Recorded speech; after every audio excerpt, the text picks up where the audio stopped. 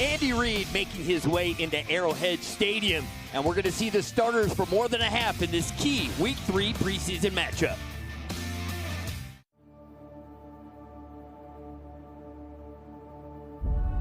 A lot can happen in 60 seasons. You can find yourself moving cities one day and claim a kingdom the next. You can challenge dynasties and then conquer them. You can embody what it means to be a pioneer and forever leave a legacy. It's all part of growing as a culture formed by 60 seasons of iconic performances and unbelievable moments. Running play coming to Garrett on a trap. Touchdown, Garrett. Dante Hall's going to do it again. Oh, how did he pull that off? Seattle, can you hear us now?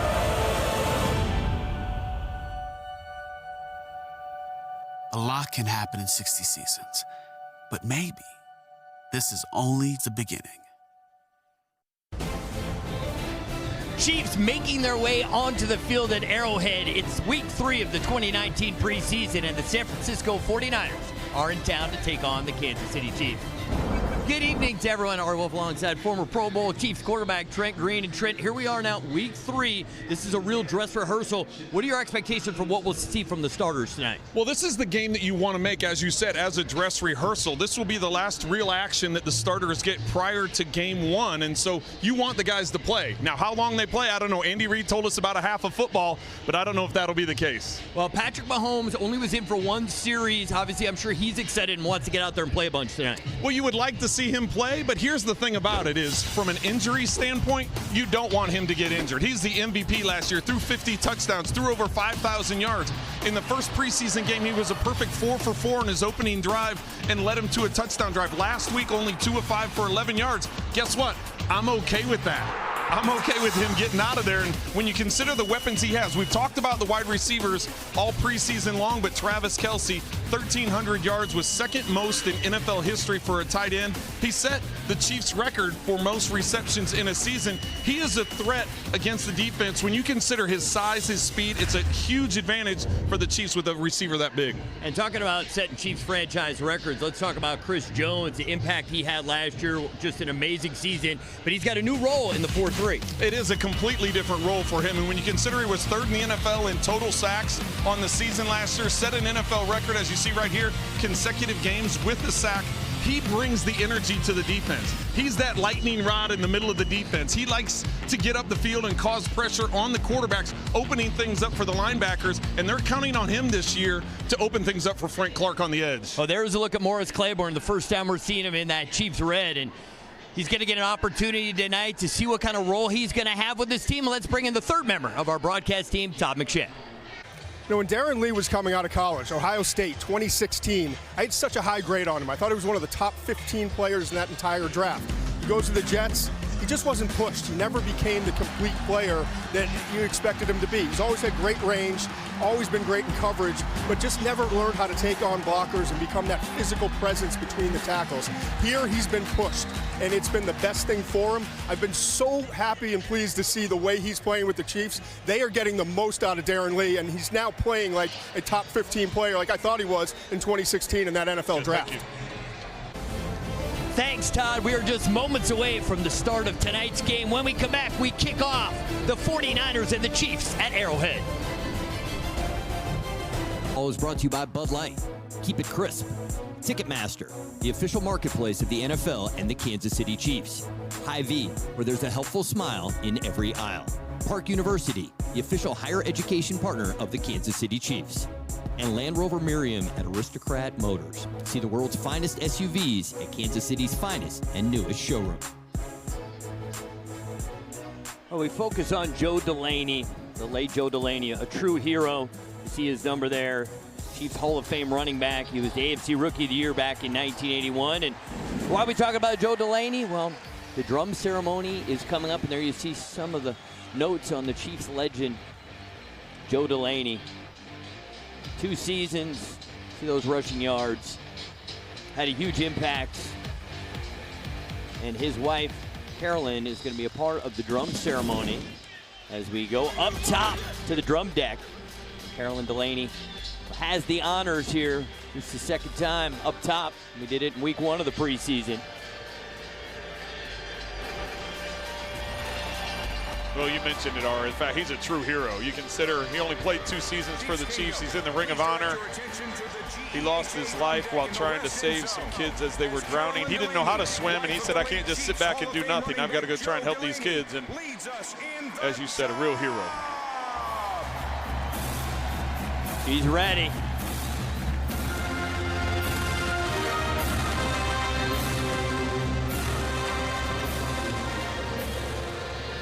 That's a really nice moment. You can tell by the smile on her face. So the fans are juiced up and ready to go.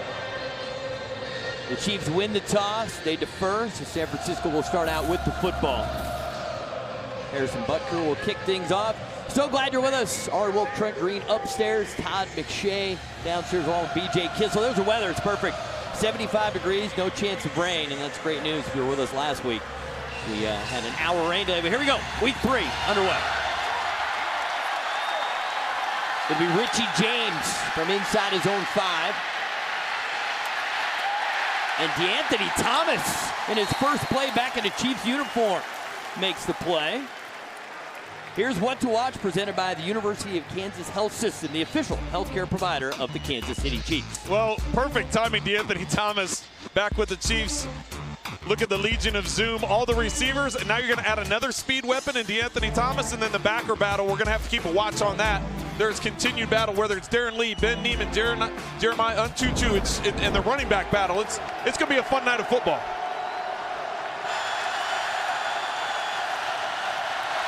Garoppolo hands it off. Tevin Coleman. Players to watch brought to you by Sprint. We'll take a look at it. 3 players that will be important tonight for Coach Spagnuolo.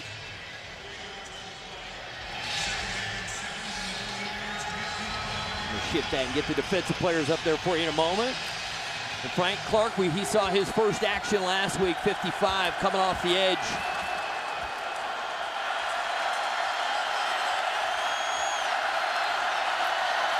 Garoppolo play action into some trouble.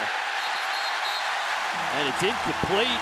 Chiefs defense knew that was coming. Rashad Breeland makes the nice play.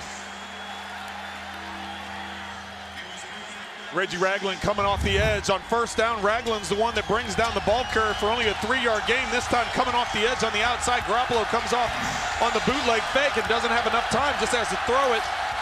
And not very accurately, bringing up a 3rd and long. Chiefs defense got off the field last week. 3 and out, can they do it again?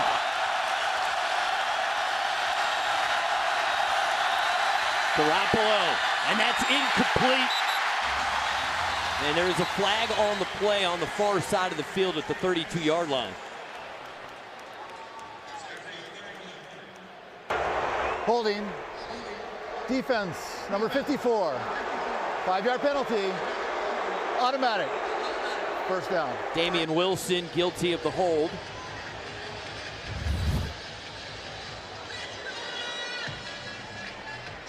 That's an obvious hold. The tight end's trying to release up the field. Both hands grab full of jersey. And yes, if you're wondering, this is a preseason game. Even though the background noise and the noise of this stadium on 3rd down, that was incredible. That's like a regular season game. It's like a playoff game. And no place to go on the ground for Coleman. Well, Todd, you're down at field level. I mean, you work a lot in college football. The atmosphere feels like it's like an LSU night game. Yeah. Like I said, I mean, it's amazing here in preseason game number 3 to see this crowd and just the energy down here. It's impressive. You don't see it in very many cities across the country in the NFL. 2nd and 10.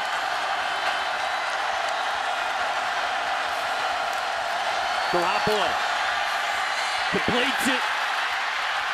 Kendrick Bourne with the catch. Brought down at the 48. Well, the aggressiveness of the Chiefs linebackers here on the play fake. Watch Hitchens and Damian Wilson. They come up on the fake. That leaves a big void in the middle of the field. That's exactly what Garoppolo takes advantage of. You'd say early on there's an emphasis to stop that run with how aggressive the linebackers have been.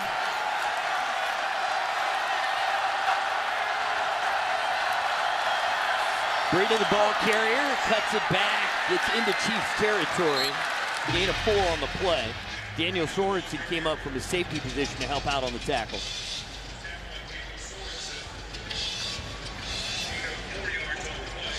Sorensen was so key late in that AFC title game against the Patriots. Made a bunch of big plays.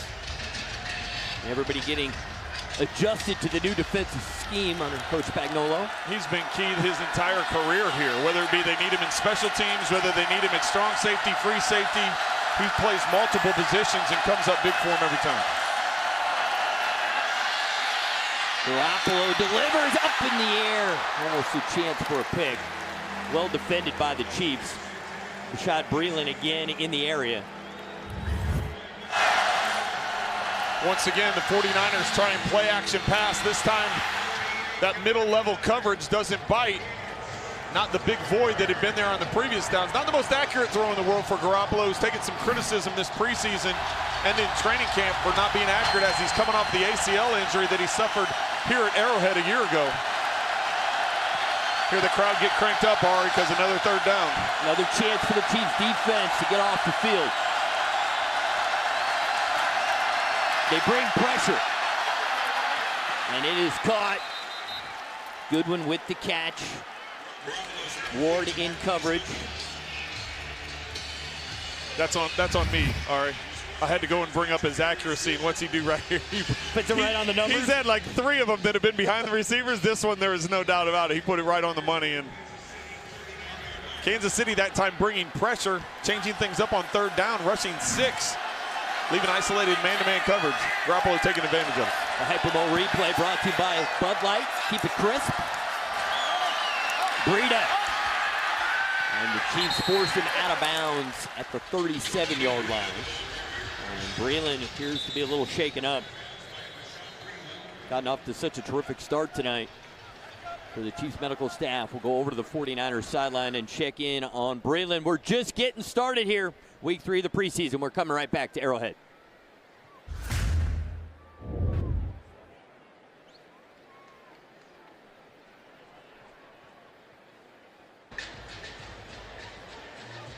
It's that left shoulder. So he's being evaluated in the tent right now. He did jog off the field, though. He did jog off the field. Herb Miller's in the game, and Herb Miller has really shined in the preseason, the rookie out of Florida Atlantic. Second down for the 49ers. Garoppolo checks it down. Juszczyk with the catch, breaks the tackle, and then brought down at the 31, bringing up 3rd and short. Herb Miller gets right involved in the action. Sorensen comes in, almost gets a hit late there, but third down. Third down was a problem last year for the Chiefs, trying to improve on that. 49ers converting a couple on this drive. Looking to hold them to a field goal attempt if they can get a stop here.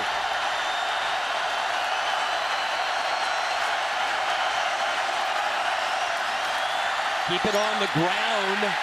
He had to get to the 29. He does not. It was Coleman. Great defensive energy. Anthony Hitchens is fired up. Well, it is the preseason. Doesn't look like the kicking unit's coming on the field for the 49ers. That was probably predetermined. Hey, we're going to run this one. If we don't get it, we're going to go for it on 4th down. Excellent stop by the Chiefs. All 7 of them that were involved in the tackle. 4th and short. Hey, Todd, you're going to hear this place get noisy now. What'd you say? You're going Garoppolo, and that's batted down. That's who we talked about in the open. Play. Chris Jones in the middle of that defense. The Chiefs defense comes up with it, and it's Chris Jones with the play. We'll see Patrick Mahomes in the offense when we come back. Chiefs defense just got a big stop, and now what everyone's looking for, Patrick Mahomes coming on the field. This guy, he was so difficult to evaluate coming out of Texas Tech because his mechanics, they were off. He really was playing kind of backyard football, but he got here with Andy Reid and this staff, and they developed him into a passer and a pocket passer first. Now, he still has that magic. He can still throw underhand. He can still flip the ball left-handed, but you see here in the clips his ability to stay in the pocket and patiently wait. He has become a complete quarterback, and obviously the statistics and the success showed it last year. 1st and 10, it's Damian Williams on the ground and picks up a couple of yards. Well, Trent, you've seen Patrick when he was in college to now as the reigning NFL MVP. It hasn't been that long of a journey, and this guy is already talked about amongst the great quarterbacks in the game. Well, and that's great stuff that Todd just explained to us, the evaluation coming out of college and what happened. And that's why I try and talk to people all the time about the value of waiting a year, at least a year for these guys, no matter how high you draft them. I know in New York, everybody's clamoring for Daniel Jones to get in there. Let him sit and learn for a year, and that's what Patrick Mahomes did. He got to sit for a year behind Alex Smith, learn Andy Reid's system, learn what Alex did to prepare and how he studied defenses and studied film.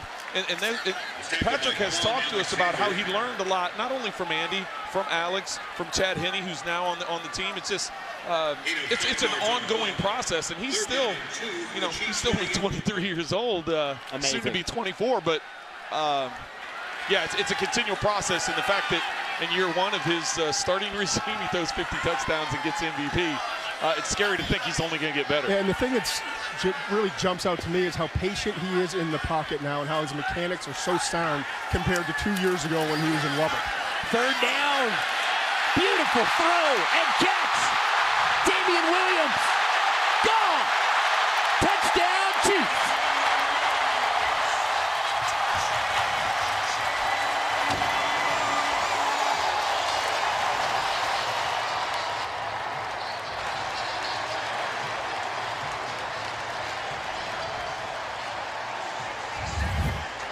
Keep an eye on Damian Williams. He's in the backfield, and he's just going to shoot this right up the sideline. And watch Patrick Mahomes. He sees the 2 inside receivers. They create the space, perfectly lays it in between the safety and the linebacker that's attempting to be in man-to-man coverage. And then Damian Williams shows that separation, that speed. He pulls away from that linebacker and gets it into the end zone. Excellent throw, excellent execution.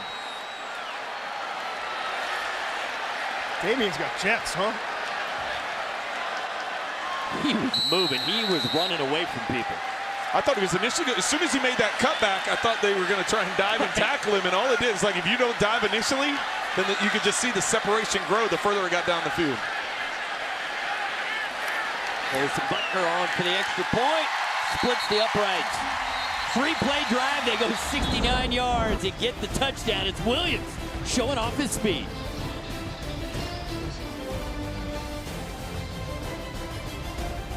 Gonzalez, done, both to the right side. They play fake, throw it right side for Gonzalez, and the catch is made! Touchdown!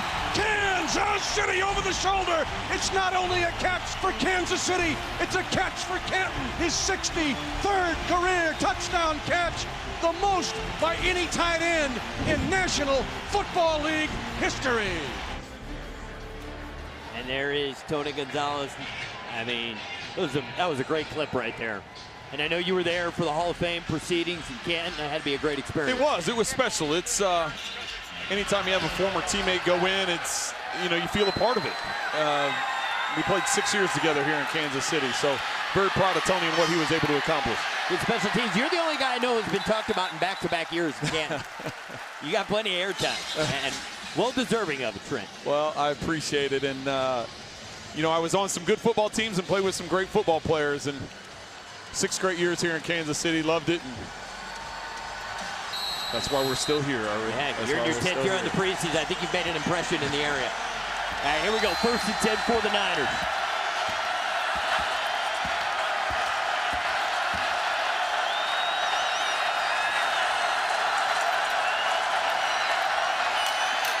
Only a couple of yards there. Again, the Kansas City defense has been really good against the run tonight.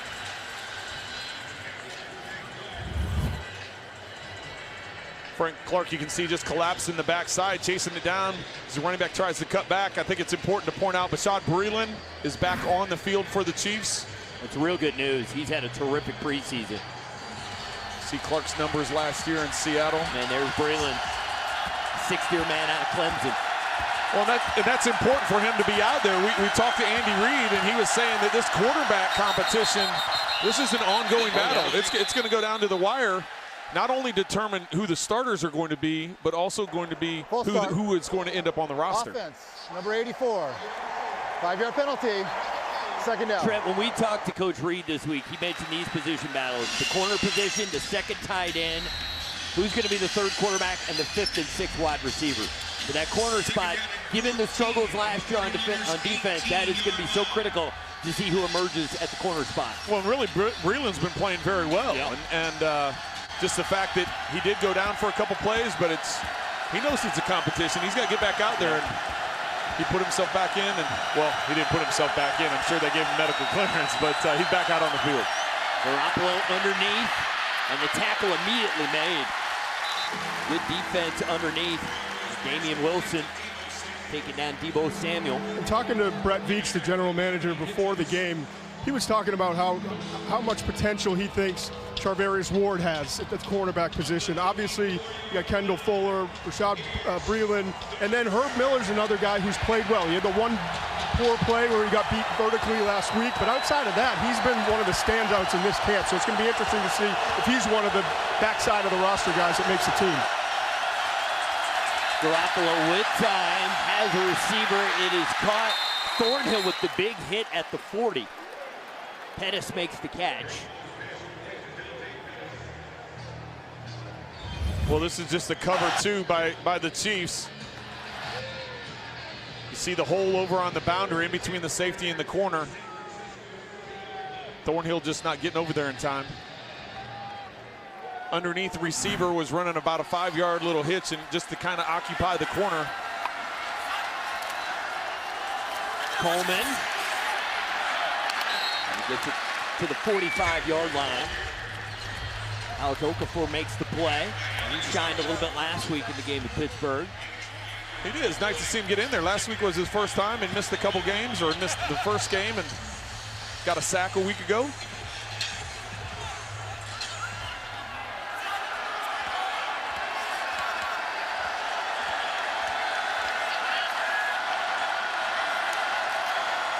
Breida with it.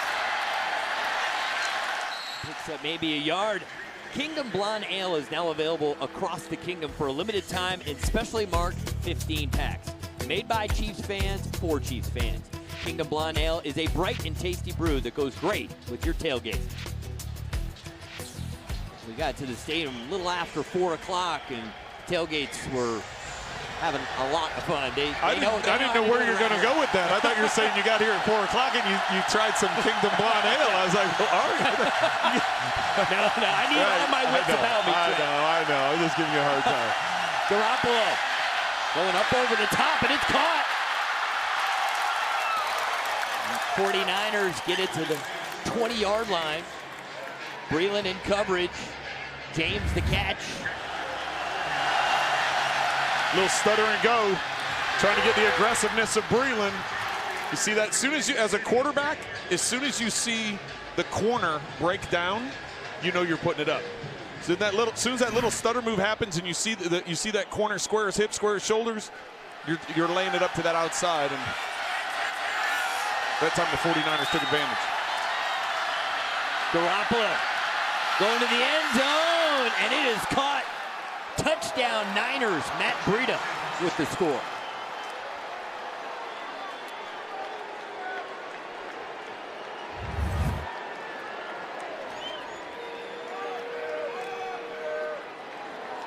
Looked like Breida was lined up in the slot. The outside receiver runs a slant. Breida just runs an outside release shoot up the sideline, and collision with coverage left him open.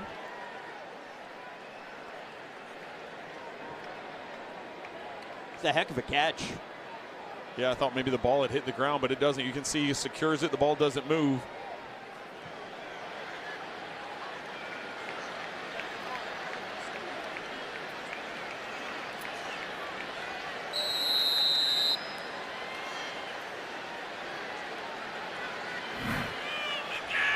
Matty Gold on for the extra point attempt.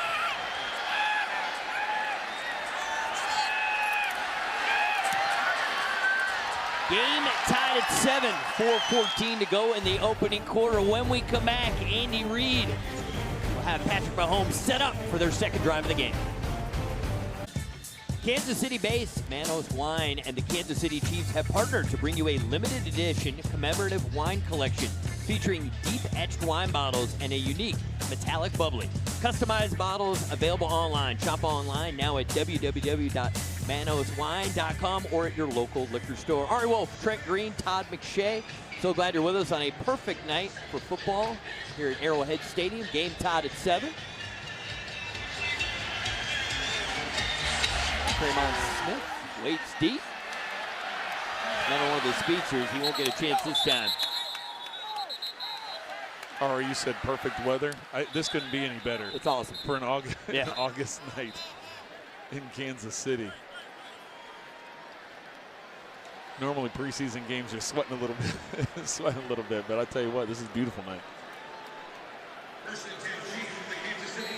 Players to watch brought to you by Sprint. Damian Williams has already flashed tonight, scoring the touchdown. 62-yard catch and run for Williams. Cam Irving showing so much versatility on the offensive line to play all 5 positions. So 1st and 10 for the Chiefs. Mahomes under center. Mahomes with lots of time. He'll check it down to Williams. And Williams cuts it back. Gain of 7 on the play. Really good job there by Blake Bell, protecting on the backside of that play. See the play fake to the left side. It comes back out. There's Bell that Todd was just talking about, securing it so the pressure didn't get to Mahomes. He ends up dumping it off. You talked about not to jump in here, but Cam Irving, he's that swing. He's listed as a swing tackle, but Andy Reid was telling us he's lined up with the starters here at left guard, going to get him some work with the starters at the guard position. Sammy Watkins the catch and makes the defender miss. Picks up the Chiefs' first down, and they're all talking about how healthy is Sammy Watkins. He looked real good on that play. Well, he's dealt with injuries throughout his career, and some of the training that he did in the offseason gives a lot of credit to the trainers of the Kansas City Chiefs and the way they were able to work with him, and said he hasn't felt this good in a long time. Former 4th pick in the 1st round, Sammy Watkins. Mahomes on target. Tyreek Hill the catch in 49er territory.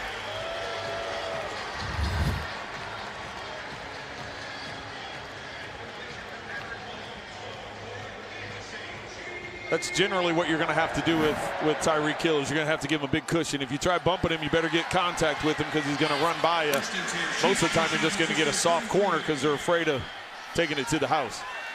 Ari, remember when you said there was no threat of rain tonight? It's raining. Don't trust me with the weather. Oh, they set up the inside screen. Williams makes the catch.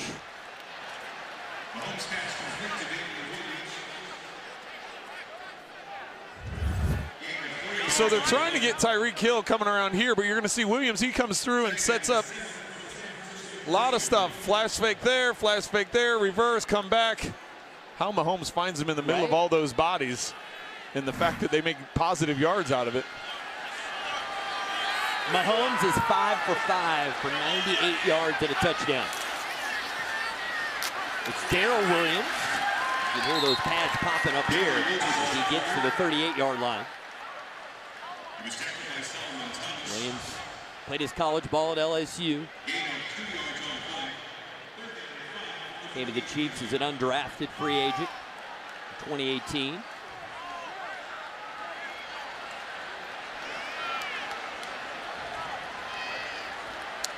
Let's see what the Chiefs dial up here on 3rd down. Got Kelsey isolated down here on the bottom of the screen. Split out. Mahomes on target again. 1st down, Chiefs. It's Tyreek Hill. He just makes it look so easy, guys. He knows where he's going with the ball. You can tell early this preseason, he has a better understanding of the offense, which is frightening compared to what we saw a year ago. You think he's getting it out quicker, Todd? You think he's got an understanding of where he wants to go immediately? Absolutely. More so than I saw a year ago, and last year obviously was record-setting. It's Williams. A flag is down. Strong run there from Damian Williams. Picks up 9 on the play, but it may be coming back. Offense, number 62. 10-yard penalty. First down. It's on the center there, Austin Ryder. Oh yeah, Ryder wraps him up. Ryder's a great story, getting claimed off waivers in Cleveland. Had 4 starts last year, and he comes in this year as the starter.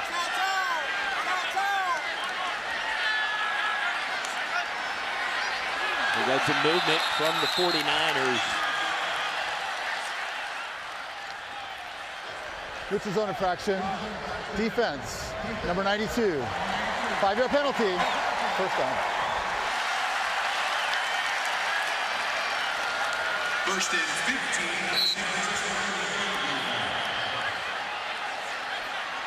Clock's running. They do not have to run a play before the end of the first quarter. And it appears Patrick is just going to make his way over the sideline. So the first quarter will come to an end. Game tied at 7. Mahomes flashes at the beginning, a touchdown.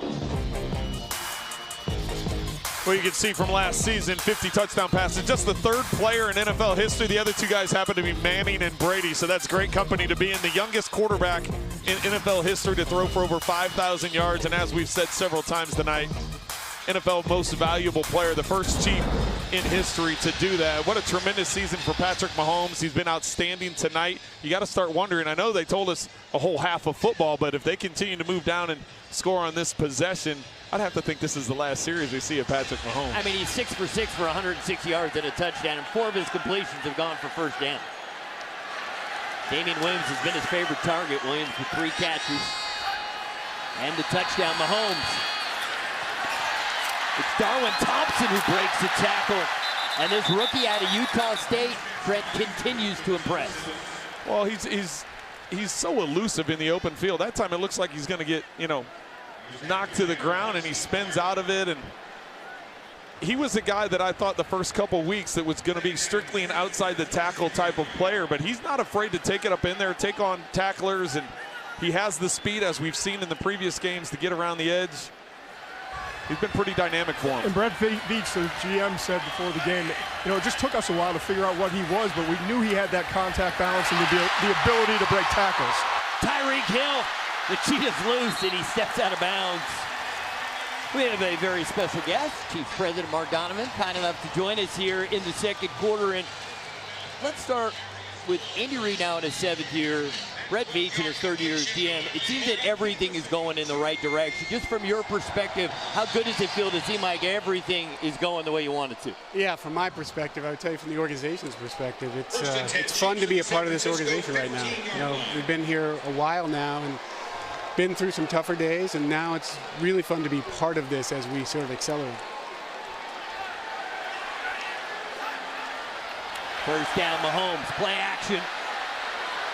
Buying some time, and he'll dump it off, and it's no catch. Thompson was out of bounds. Mark, just talk about the collaborative effort of all of you in the building. We know obviously you're the president, and Clark is CEO and chairman, and Brett Veach is the GM, Andy's the head coach. But all of you working together towards a common goal within that building.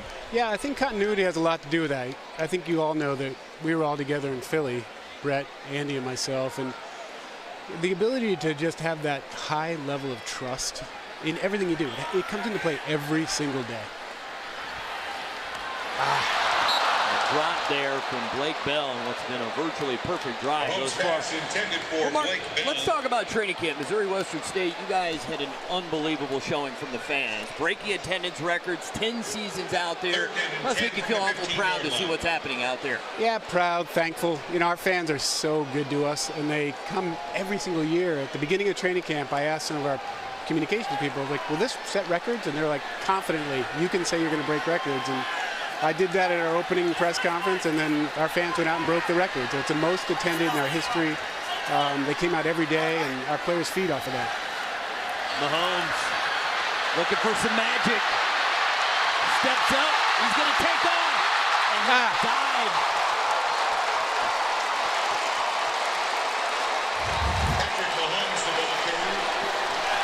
You're going to see the elusiveness of Patrick Mahomes. He tries to spin out to the outside, and I know there's a lot of people in the building holding their breath as he dives forward. You may have even heard Mark Donovan.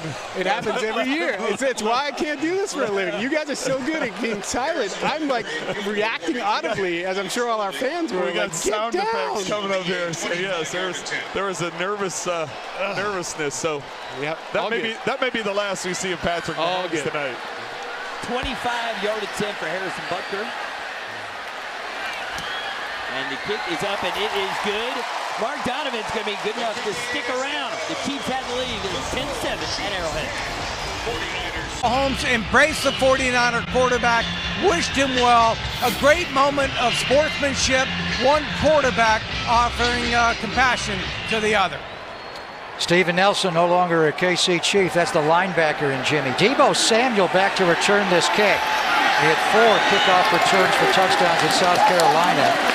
And he'll take it across the 20 out to around the 21-yard line. And I'm telling you, that was just the old linebacker in Jimmy Garoppolo that unfortunately came out here in the 3rd game last year, because everything that he has been taught and everything he knows was run out of bounds, run out of bounds. He looked inside, saw that corner, Steven Nelson, and the linebacker said, put your foot in the ground and get a few extra yards. He knows he made a mistake. It was 4th down coming up. It wouldn't have mattered if it was 4th and 10 or 4th and 9. Jimmy was 3 of 6 on the first drive, 4 for 4 on the second drive. He was been in for 18 plays. The plan for him to play about 30. He'll check it down to Ross Dwelly, a little bit high as he had to get it over the top of the defensive end, Okafor. And that's the type of throw Jimmy really can make in his sleep. Just in real game situations, he has not done a lot of it in a while. That ball's got to be a little lower, and Ross Dwelly will come up with it. He missed one on Monday night. Chris Harris Jr. came on that blitz right in his face, and he had Caden Smith on an outcut.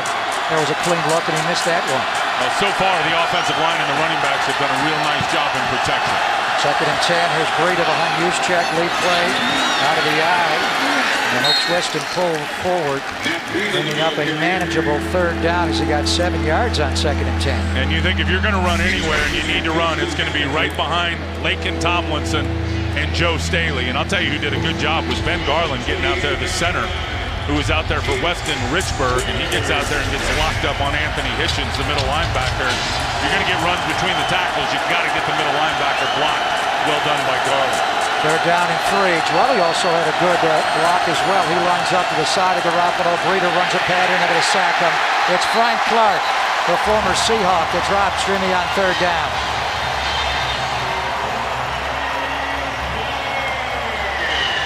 Gave up a 1st-round pick to get him from the Seattle Seahawks, and he's going to come right around the corner on Joe Staley. Not a great set by Joe. I don't know if he was expecting something else, but it looked like he got his feet a little bit together there, and it's actually a good thing that Jimmy Garoppolo got sacked. It's over. He got up. He's over on the sideline. Let's hope he gets past that mental hurdle now. Wisnowski in the punt. Nicole Hardman is back to return this punt. Electrifying rookie, 4.33 speed. Mosley hems him in and they drop him. Azacha is down there. I don't believe Mostert's going to play tonight. The best gunner in pro football was not there. He had a quad contusion in practice. The flag is down on the play.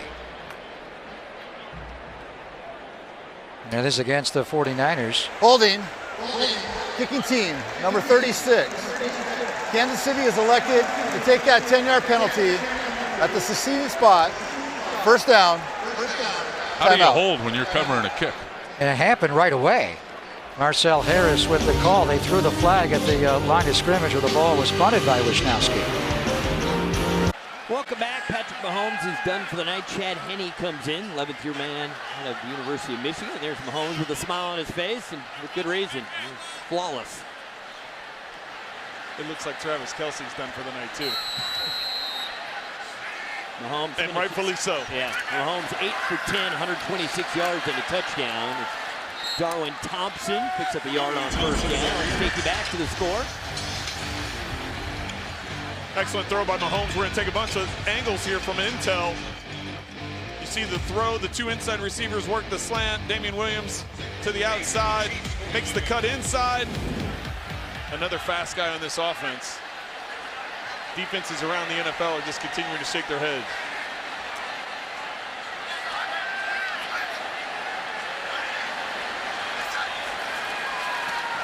Henny looking for Hardman, and a late flag comes in.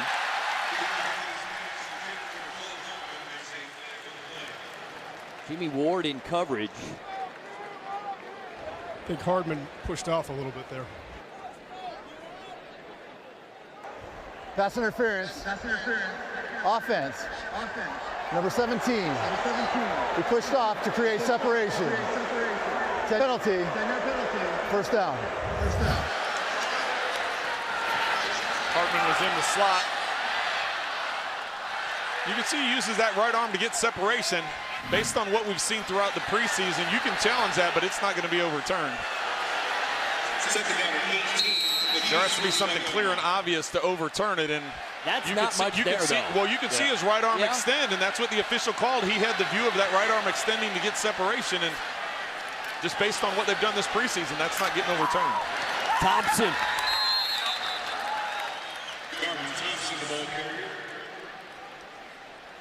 Well, Patrick Mahomes, here you see the numbers tonight.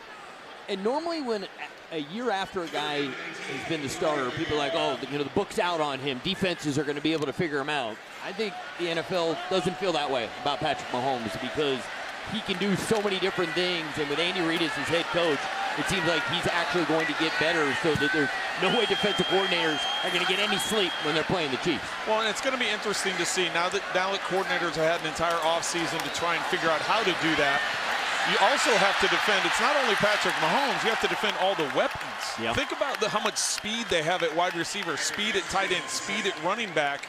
How are you going to match that up? So yes, you may be able to find a way to get pressure on Patrick Mahomes, but if you're bringing pressure, guess what? That means a lot of guys in one-on-one. And if you drop everybody, then all of a sudden you got to get that run game going. So it'll be interesting to see how defenses make adjustments and how Andy Reid and Patrick Mahomes will make adjustments to adjust to that moving forward throughout this season. Dustin Colquitt on the punt. Strong punt. Dante Pettis falls on the grass. And here comes Pettis. Great coverage from the Chiefs and a terrific punt from Dustin Colquitt. We'll step away. We're coming back with more Chiefs football. Seattle in early this preseason, obviously we know he's a sack artist. He's a guy with a quick first step who can get after the quarterback and knows with his hands what to do.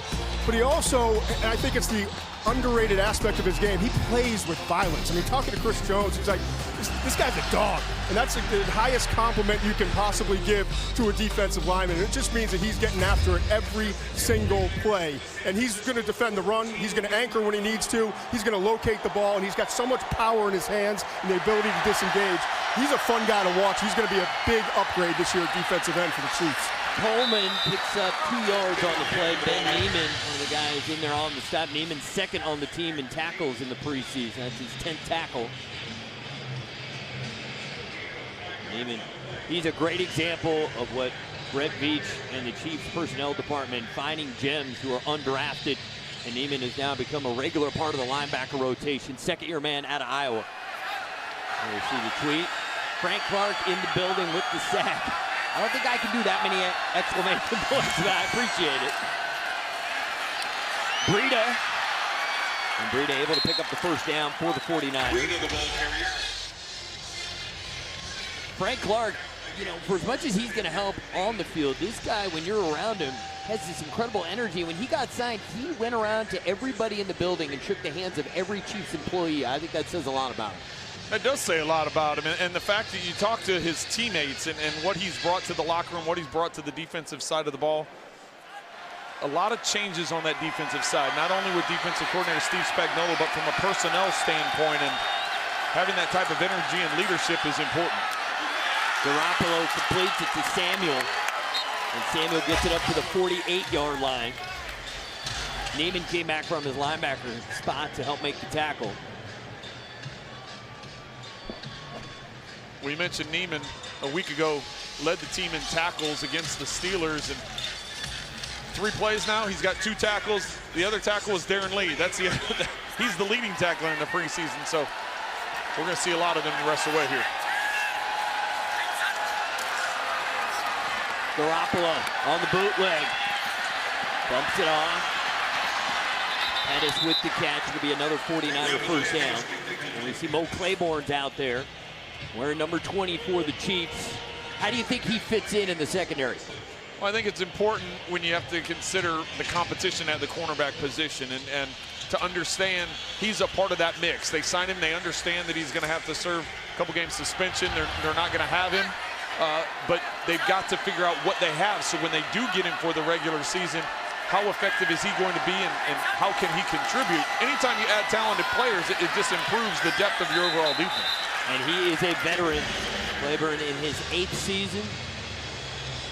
And he hasn't been the player that he was expected to be. His number 6 overall pick coming out of LSU and going to Dallas. But when you look at it, statistically, he's coming off his best year of his career. And it seems like in this system, he can have some success. He's got the length that they're looking for. He's got the talent as a 4.43 40-yard dash guy. It's just about putting him in the right spot. Well, Todd, the other thing you have to remember is Tyrann Mathieu, the safety that the Chiefs acquired, that was a college teammate of his. So that was his guy. Sometimes having that familiarity with someone can help bring it out of you. So having a teammate, a former teammate that's on this team that can help him grow and help him become the player that everybody thought he was going to be coming out of college, that's another important piece of this. You know, Bill Belichick and the Patriots have done a lot of this, bringing in veterans that have struggled in other schemes, but they had a high grade on coming out and trying to put them in a better situation, working them harder. Darren Lee and Claiborne are 2 prime examples of what the Chiefs are doing, kind of in that same light. 3rd and short. Breida gets the first down. And he's brought down at the 18-yard line by Ben Neiman. Well, rookie Juan Thornhill is going to learn a lesson here. Watch as he comes off the edge clean. He goes too far upfield. He's got to collapse that down and take away the run. By getting as wide as he did, that allowed the back to get inside and get an easy first down and pick up additional yardage. All part of the learning curve, Ari. That's right.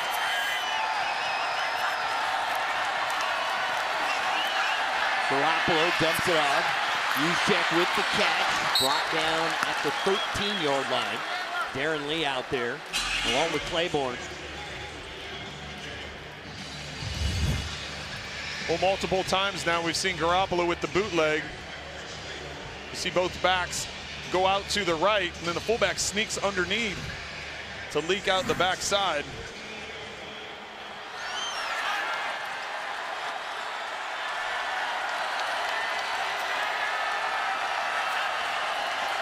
Coleman looking for running room and not much there. Sorensen brings him down. Sorensen just really seems to have good instincts, Trent. He just always where the ball is. He's always in the mix. It's I know he's listed at safety, but he enjoys playing linebacker as much as safety. He's down around that box all the time. Not afraid to stick his head in there. See if the Chiefs defense can come up with a stop and hold them to a field goal attempt.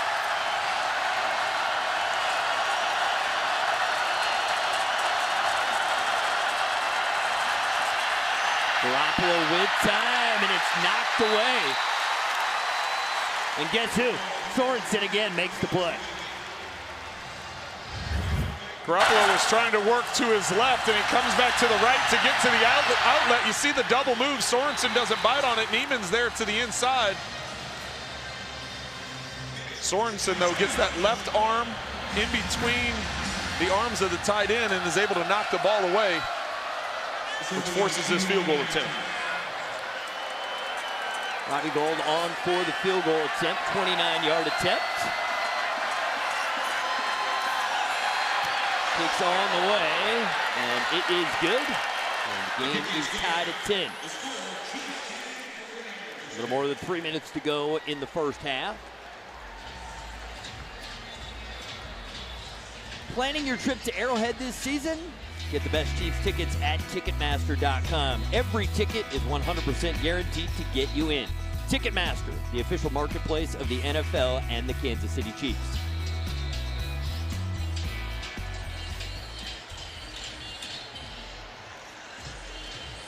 On the red zone, the Chiefs defense comes up with the stop, holds the 49ers to the field goal.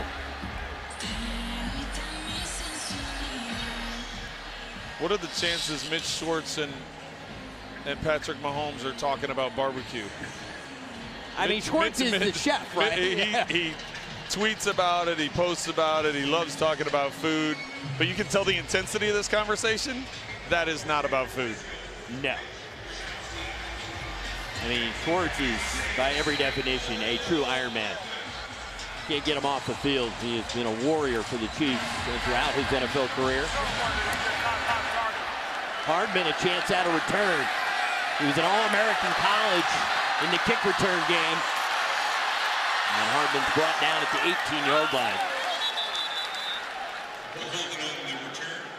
Mecole Hardman has flashed in the preseason. If you missed the first 2 preseason games, he's made the most of his opportunities. 2 games, 2 touchdowns. Kyle Shermer is now in the game at quarterback. And interesting that Coach Reed told us this week that Shermer has a little bit of an edge on Chase Litton. Statistically, Shermer doesn't have the numbers that Litton has, but Coach Reed's been pleased with the development of Kyle Shermer. So he's getting his chance here late in the second quarter. It's Thompson showing good vision and strength. Darwin Thompson. And Trent, this is a guy I really want to hear from you about. Do you expect week 1 that Darwin Thompson will be a part of the running back group? I do. I do think he's going to be on the roster. I think he makes the 53, and I think you can see real value in what he brings. He's not just the outside speed guy. He's shown the ability to catch the football. He's shown the ability in open space to get separation because of that speed. But he's also shown power and versatility in between the tackles by breaking tackles, and I do think he's going to be a part of it. Shermer, the throw, and it's incomplete. And sticking with Thompson, I think some people, because of his size, were concerned about his pass protection. But everything we've seen and heard, they're pleased with how physical he's been protecting the quarterback. You know, that was the big knock on him. Yeah. It was the size, and he's done everything to try and disprove that. Just with the physicalness that he runs with the physicalness that he attempts with the pass protection, as you said, and he's impressed me. Every time I've seen him up at training camp, and of course every time we've seen him in the preseason. And Brett Veach was telling me before the game that it was hard because he knew that he had the contact balance. He knew he could break tackles. He knew he could work in pass pro, but everything in OTAs is just kind of thump and no pads. And so they didn't really get to see it until they got into the middle of training camp, and really until they got into that first preseason game against the Cincinnati Bengals. He loves them. Charge timeout. Kansas City. This will be a 30-second timeout. And I think the interesting part is if you can hit on a 6-rounder, and Veach was telling me, he said he could be our number 2 running back when it's all said and done. You hit on a 6-rounder and he becomes a contributor in the rotation, that's how you continue to make a really good roster great. Well, and when you talk about they couldn't get a real evaluation because of OTAs, I can tell you this, throughout my career, there were a lot of Pro-Pad All-Americans. Pro-Pad All-Pros, and then all of a sudden you get under the lights, you get the real pads on, you decide to play some football, and those guys don't show up. So it's great to see the response that he's had, just to reconfirm what Brett Veach and his staff thought about him and why they wanted to bring him in here, because they thought he would bring that physicalness to the field. Shermer looking for DeMarcus Robinson. He's got it. There is a flag down. There was a little bit of contact. The beautiful throw from Shermer, and this one's coming back. That's the same official now calling offensive pass interference twice. Conspiracy? Pass interference. Offense, number 11. Pushed off to creation. 10-yard penalty. First down. All I know, Todd, is Third that down, correction. coaches around the league, they're putting together books of what officials call what and what to look for from what officials, and that just looks like a lot of hand fighting going on between the two of them down the sidelines. I thought earlier the first one I thought was legit. The first one was legit. This one there is a push, but if you go back to the beginning of the play, and when you do challenge it, they have to look at the entirety of the play. They could ultimately make it offsetting. It's interesting seeing Andy Reid. He was digging in his back pocket, and he just decided to put it away. 3rd and 14. They give it to Thompson. He gets to the 15-yard line. We've come to the 2-minute warning, so we'll step away. We'll be right back. Much game tied at 10, 1 minute and 53 seconds to go in the half. Jack Fox is on to punt. Looks like as we were away at break, it looks like Garoppolo is going to go back in the game to work the 2-minute drill. 49ers sitting on 3 timeouts here after the 2-minute warning. He didn't play week 1 coming off of that ACL surgery, and last week, quite honestly, wasn't a very good performance. So they're going to try and get as much work as they can with Jimmy Garoppolo, and Chiefs, of course, got to come out and situational football. Talk about it all the time with coaches.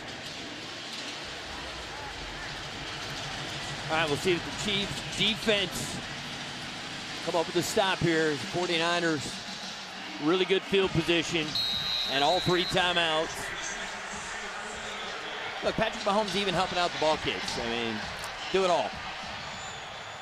All right, 1st and 10.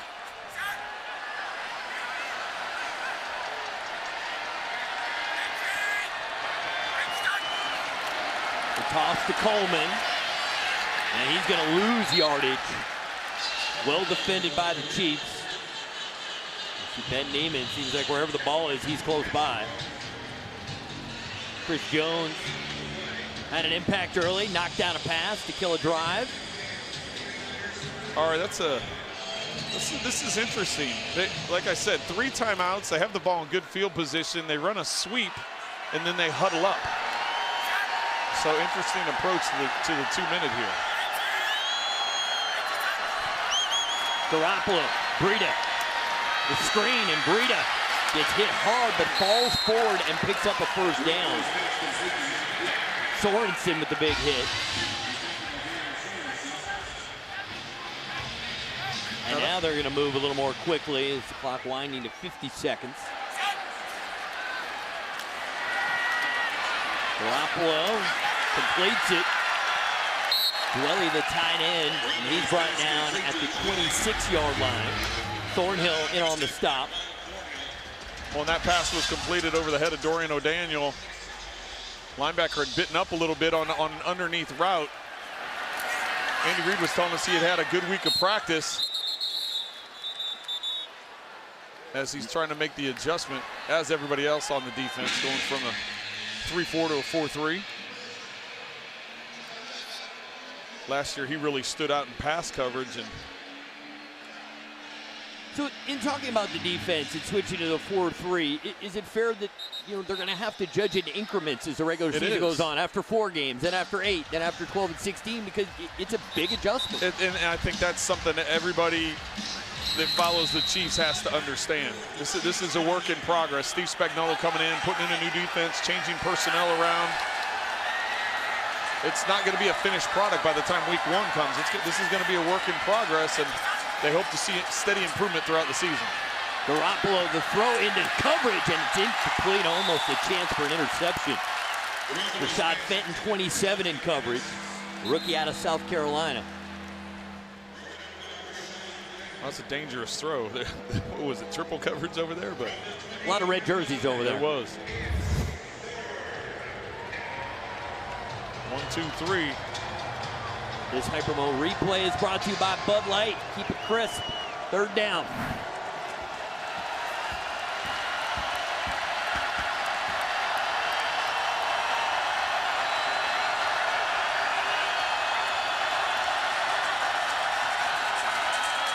Garoppolo checks it down. It's going to depend on the spot as Coleman makes the catch. Initially, it looks short of the 1st down. Well, they're marking it 4th down. I think the 49ers are going to elect to kick after they give it some thought. Robbie Gould making his way out onto the field. Never understood this. You've got Garoppolo, who didn't get snaps last year with the injury. Why wouldn't you use this 4th down as a situational opportunity? I agree with you, Todd. It is the preseason. There is 12 seconds. You could. No, and that's probably why. It's probably because of the 12 seconds. Even if you do get the 1st down, you're not leaving yourself much time. 34-yard kick is good. 49ers take the lead. It's 13-10. And let's continue our look throughout the preseason around the AFC West. Next up, the Los Angeles Chargers coming off a 12-4 season. Melvin Gordon holdout is expected to continue into the regular season. Derwin James is going to be out for 3 months. Obviously, then he'll have to get back up to speed. Trent and Phillip Rivers still getting it done in his 16th year, but they're going to have some issues early. They are going to have some issues, and when you consider a year ago, as you already mentioned, 12-4, a lot of people have talked about them being the biggest challenge to the Chiefs. The Chiefs have now won 3 consecutive division titles for the first time in their history, and Andy Reid has an outstanding record against the division and against the Chargers. But there is a lot of talent, but the fact, wide receiver Keenan Allen, you saw him on the list there. He hasn't played in the preseason. Gordon, as you mentioned, is in a holdout with a contract dispute. Okung, the left tackle, hasn't played in the preseason. So there are some question marks. Derwin James, their star safety, with that foot injury and surgery that he had to have, is going to miss 3 months. So some question marks there, but they still got 17 taking the snap at quarterback for him, and Phillip Rivers always gives him a chance. Going to be a squib kick.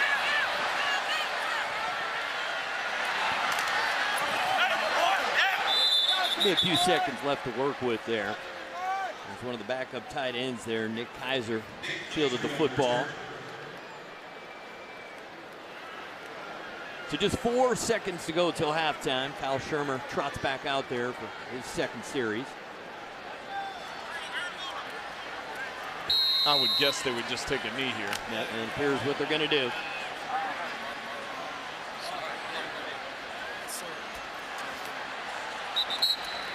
And we have come to the end of the first half at Arrowhead. San Francisco leads the Chiefs 13-10. Mahomes, a 62-yard touchdown pass to Damian Williams, the highlight of the first half. Stick around. Good stuff coming up at the half. At Bud Light, keep it crisp. Ticketmaster, the official marketplace of the NFL and the Kansas City Chiefs. Hy-Vee, where there's a helpful smile in every aisle. Park University, the official higher education partner of the Kansas City Chiefs. And Land Rover Miriam at Aristocrat Motors. See the world's finest SUVs at Kansas City's finest and newest showroom.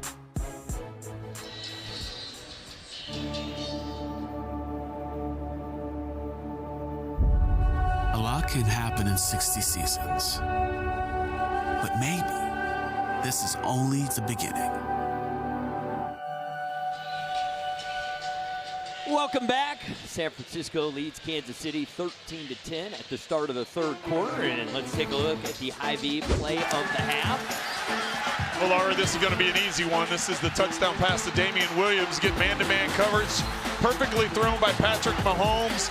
Williams cuts to the inside to avoid the safety and then just uses the speed to pull away from the pursuing defense to take it to the house. Mahomes looked really sharp out there, Trent. 8 of 10, the touchdown pass we just saw. Did you see enough from the first team offense to feel really good about week one? I think you have to feel good about the first offense. You go back to the opening game. The first drive, they go down and score. Patrick Mahomes was perfect, 4 for 4 that game. Last week, not as good. They only played the one series, got out of there. Patrick Mahomes did. Tonight, they came out and they answered the bell. There were some question marks. Okay, what type of intensity were they going to bring? And I think they showed that tonight. 2 series for Patrick Mahomes in the starting offense, 2 scoring drives. He's electric. I mean, the scramble he had where he ended up diving head first, it felt like the entire stadium was holding their breath. Well, we had Mark Donovan, team president, here at the time, and he audibly yelled, "No!" He's like, "No!" Couldn't help himself. I think he was part of 50,000 people in here all saying the same thing. And I do want to note that Mark told me off air that this is the best attended preseason game in Kansas City Chiefs history. He couldn't believe they were selling hundreds of tickets a day throughout this week.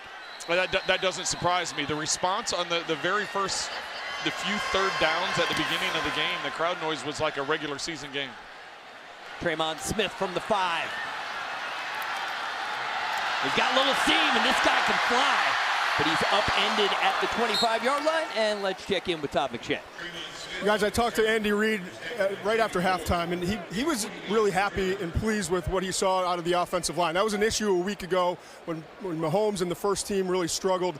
He said this week really saw improvement from that group. And then the second thing was at the secondary. I asked him, there's been some issues in terms of coverage. He said it's more about us getting pass rush on the quarterback. And when I took the starting defensive ends out, we stopped getting a pass rush. And that's something we're going to have to improve on. We need our second team defensive ends to be able to provide rush.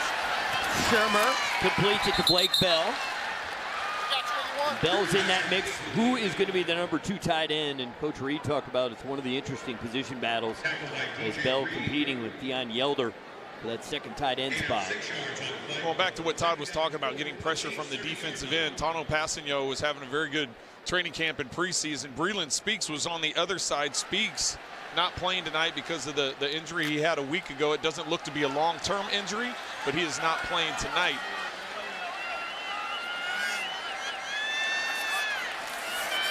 Shermer to give to Darrell Williams.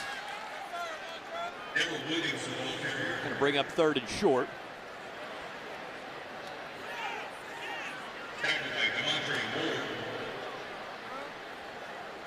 If you're just tuning in, I want to share with you Patrick Mahomes tonight. 8 for 10, 126 yards and a touchdown, and one very nerve-wracking scramble. Right? It sure was. Everybody held their breath there for a few seconds.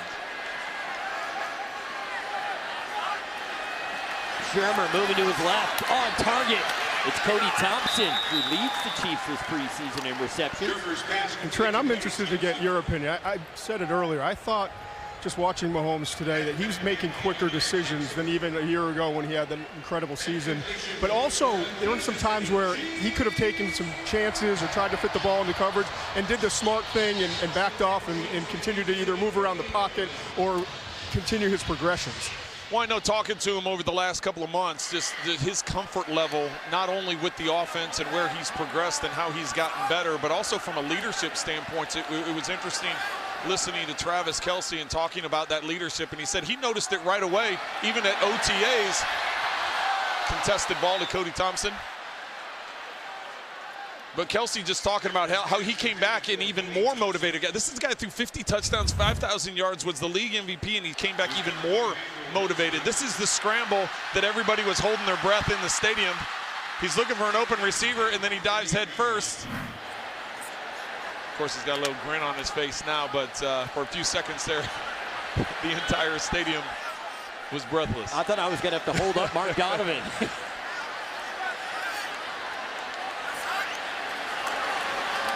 Shermer going to go down. Leonard is able to get pressure.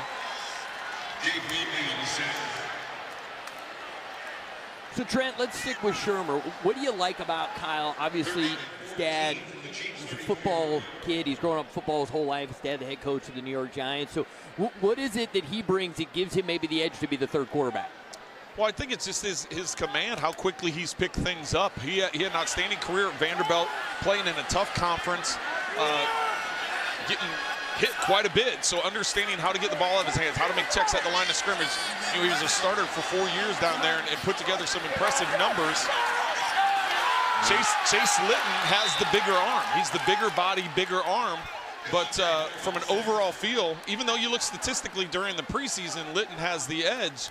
But Andy Reid told us he values the practice reps, not only at the quarterback position, but at other positions. When he's evaluating talent, he puts more weight into the practices. So a lot of what we're not seeing, Andy's seen and the staff is seen by Kyle Shermer executing during those practice sessions.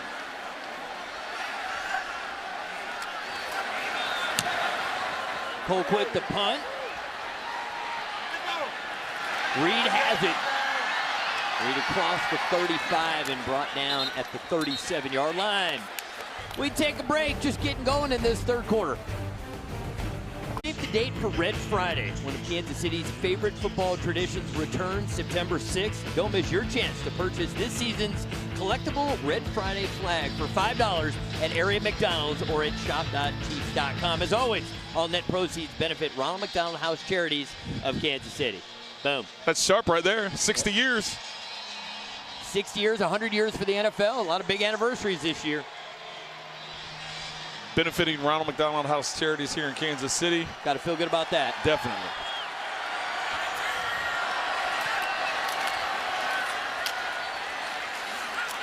Just a couple of yards on the ground there for Jeff Wilson, and looking forward to hearing from the fourth member of our broadcast team, Chiefs reporter BJ Kissel.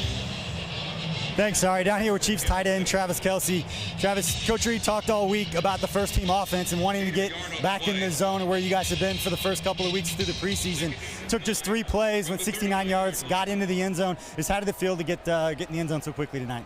Well, you're always learning, right? And you're always trying to get better every single day, every single week. So, yet again, we'll be able to look at some film, figure out how to, tighten some screws up and get this thing ready to rock and roll for Jacksonville. Now, we talked about it last year, about putting together your 3rd straight 1,000-yard season. I know you're not about stats, but if you do it again, you'll be the first tight end in NFL history to have 4 straight 1,000-yard seasons. Just something like that mean anything to you? Just what do you think when you hear something like that? Maybe when I'm old and gray and I'm sitting on the couch and somebody reminisces about football back in the day. Right now, it doesn't mean a dang on thing. I'm trying to just go out there and be the best player I can for my teammates and Coach Reed and everybody in the organization, the Chiefs Kingdom, baby. You guys moved the ball pretty good tonight. You got 15 days before you head down to Jacksonville and it goes for real. Just how ready do you feel right now to get that thing going? I mean, that's unbelievable defense down there, and we're going to have to bring it. We were lucky we had them here, and the crowd helped us out a lot at last year's game. And, going out there is going to be a tough crowd, tough atmosphere with the heat. You got to bring it every single snap for against those boys. I know you've been asked this a lot throughout the offseason, but I'm going to ask one more time before we let you go. Patrick Mahomes, what he did last year and having one of the best seasons we've had in NFL history. People wondering if he could do it again. As somebody who's around him, spent a lot of time with him through the offseason, see him work, what gives you confidence he could go out there and do it again? Because we're working to get better every single day and to do better, to be better for each other out there. And, that's all we're doing every single week during practice is making, like I said, tightening the screws so that week 1, week 2, week 3, we can go out there and just consistently, kick some tail. All right, thanks, Travis. Appreciate your time. Thank you, BJ. Thank you, Travis. We'll be right back. Now for tonight's Chiefs History 101 question presented by Park University. We asked viewers against what opponent did Jamal Charles set the franchise record for most rushing yards in a single game? Any guesses? Well, I got to consider that it's got to be one of the division opponents. Just because they play all of them twice a year, and you consider how many times he played them. So I'm going to go with the division opponent is my guess. I know they showed a lot of highlights against the Browns. They're misleading highlights. I know there were some misleading highlights there. Trying to send you in a different direction. That's what I'm thinking. They were trying. I think they were trying to trick us a little bit. Okay. So I'm going with division. All right, Lisa's got the answer. Broncos, it still goes down. Oh, Lisa's all over it. Favorite games I watched with Jamal Charles on the team. Chiefs history.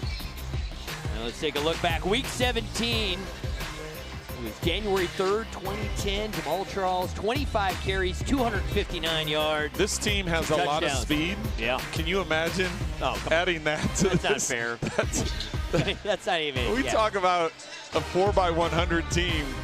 You had Jamal Charles in that mix. He was a track guy at the University of Texas. So, yeah, that would be. Yeah, that's just, the rest of the league doesn't want to even consider that option. This week's Chiefs History 101 is brought to you by Park University, the official higher education partner of the Kansas City Chiefs. And the third offensive play tonight, Damian Williams catches a pass out of the backfield, and he takes it the distance, 69 yards for a touchdown. And he looked like he'd be the extra, the alternate. Right, on the track. He'd have to be an alternate, yeah. right. He can't even make the front four. That's a good problem to have. Real good problem to have. And I do want to make mention, because we were in the midst of doing other things, Tano Passanio, big-time sack. He continues to shine this preseason. Well, and we had just talked about it. We said one of them had to, after the starters went out, Coach Reed had told Todd we need to get some pressure from the defensive ends, and Passanio has had a good preseason, good training camp, and sure enough, on third down, he shows up and gets a big sack. Force the 49ers into a punt. Shermer's still in there. There was contact before the play. They're going to let the play go, and it's Darrell Williams to catch, and he stopped at the 4. And we'll get the penalty squared away. In the meantime, let's take another look at Passanio's sack. He's going to be right in front of us, 92, splits the tackle and the guard. Yeah, that doesn't feel good if you're the quarterback. I remember a year ago talking to the coaches saying, they were just saying, listen, he's got all the tools. We've got to develop him, continue to work on his hands, and get him to be more aggressive.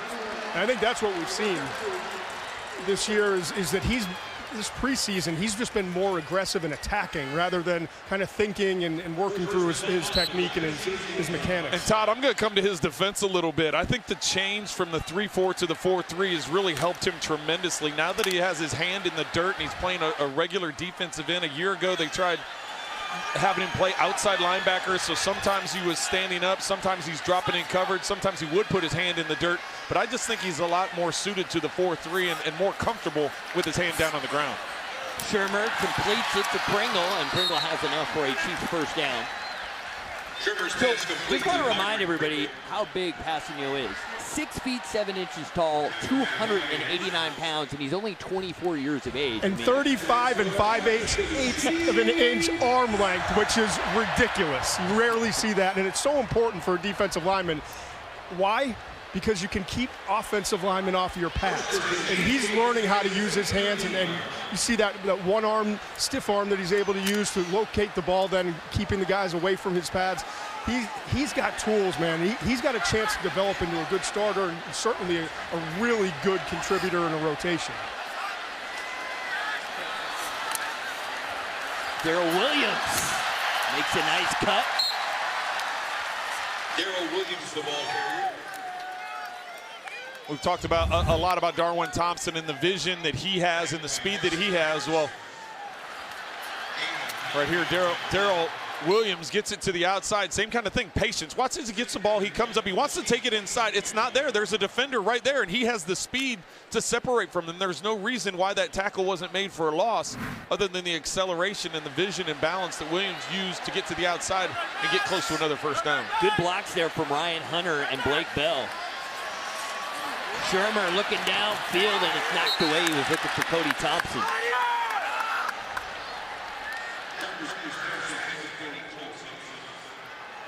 Going back to Darrell Williams, it's going to be tough to make this team just because of what's already on the roster with Damian Williams, Carlos Hyde, the way Darwin Thompson is playing. But I'll never forget talking to the LSU coaches at the end of their season. And remember, Leonard Fournette was on the same team, and Williams at LSU wound up being the team MVP. And that's how much they thought of him and his leadership. We get it to the outside. One of the burners, Mecole Hardman. Second-round pick out of Georgia. He's another one of those guys, as soon as he gets his hands on the ball, your anticipation, something big can happen. It's just tremendous acceleration and speed, and that's why they brought him in. We mentioned it earlier in the game, the fact that he has a touchdown reception in each of the first 2 preseason games. One was on a jet sweep with just a little toss in the middle. The one last week where he split the seam up the numbers where they had the 3 verticals, he split the defenders. Great throw by Henny, got the touchdown, but it was that speed to get in the seam that got that score last week.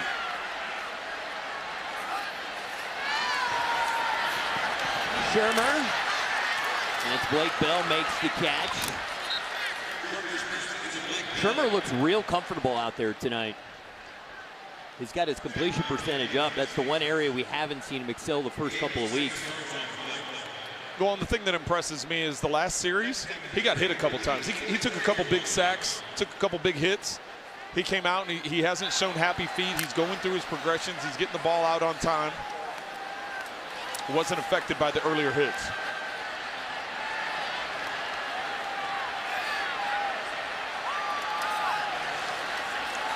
They're going to keep it on the ground and pick up the first down with Darrell Williams.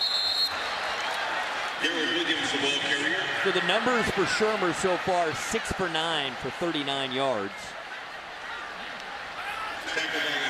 He came in just 10 for 24. Coach Reed has liked what he's seen out of Kyle Shermer. I wonder how much of it goes into just the quarterback room too, Trent. You're having a guy who understands the game, and Andy Reid just has so much appreciation for his mental capacity. Well, and it's going to be interesting moving forward, trying to make some roster decisions after next week's game. We're only a week away from making those cuts. So do you keep 2 quarterbacks or do you keep 3? Do you try? It's Hardman, the catch. And he's brought down at the 32-yard line. And we touched on the fact, defensive back, wide receiver, tight end, running back, and of course quarterback. You got to make some decisions. See a little nod and go. With that type of speed, the secondary has to give you a big cushion. You see how he made that quick little three-step, made it look like it was going to be a hitch and go or slant and go, but then he ends up curling it up, getting that separation. Nice catch with his hands and getting the first down. Hardman's got 2 catches for 33 yards. It's Darrell Williams. Bounces around. Picks up a few yards on first down. All right, let's not forget, this series started inside the 5-yard line. Excellent punt by the 49ers, putting them down in there. You're pinned there. Your first job is you want to get separation to get that first down, to get separation for your punter to try and change field position. Then after conversion, you keep getting first downs, you get to midfield, and now all of a sudden you're putting yourself in position to score. Excellent drive here by Shermer in this offense.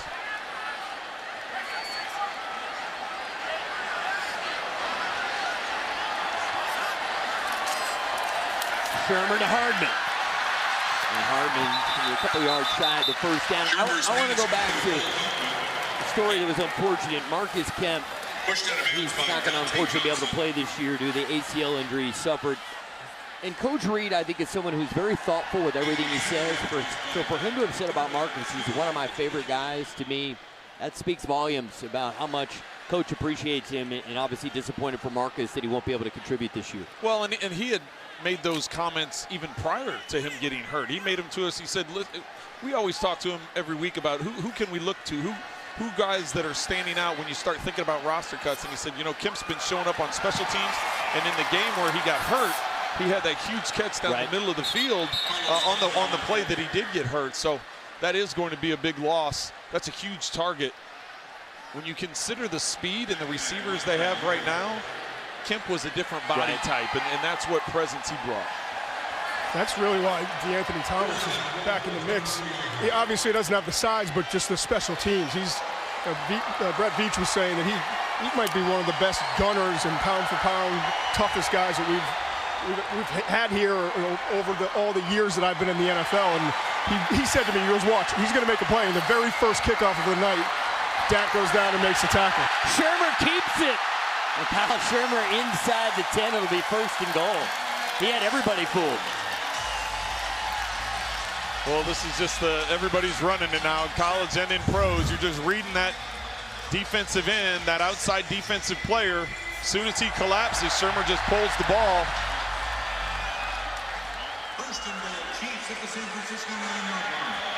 Smart decision. Smart decision to pull the ball, smart decision to run out of bounds. And 15 yards on the play. First and goal at the 9.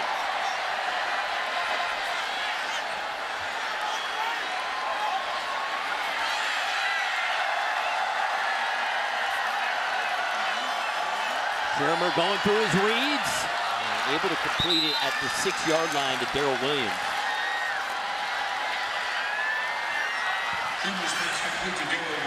For a first-year player, that's outstanding poise. He came back, he wanted to hit the corner route to his right, came all the way back to his left to check his second read, and then gets to his third read on the check down, maintaining his poise, didn't get happy feet in the pocket, didn't get jittery eyes. Great presence. I know it was only a couple-yard gain, but still, that's a positive play down in the red zone.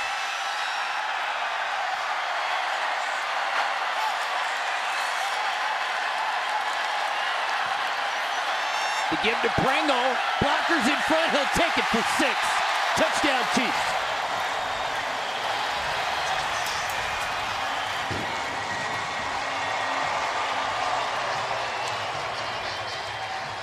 Well, they're going to have some tough decisions to make. Pringle was a guy that Andy Reid brought up this week, saying he had a great week of practice. They talked about him early in training camp. As we're going to see, he goes in motion, and then they time out the snap, so he hits it as he's running to the left. How about those tight ends blocking out in front? Did a great job. They have some tough decisions to make. As I said, Pringle was a guy they talked about early in camp, then he really hadn't seen much of him the last couple of weeks, and then Coach Reid talked to us this week about how he had stepped up and had a good week of practice and taken advantage of it here tonight. Step away, a 13-play drive. They go 97 yards, take almost 8 minutes off the clock. Pringle with the touchdown. Minute 38 to go in the third quarter. All right, let's take a look at some tweets. Who could score? Pringle can't. Touchdown Pringle. A little love for K-State, Kansas State.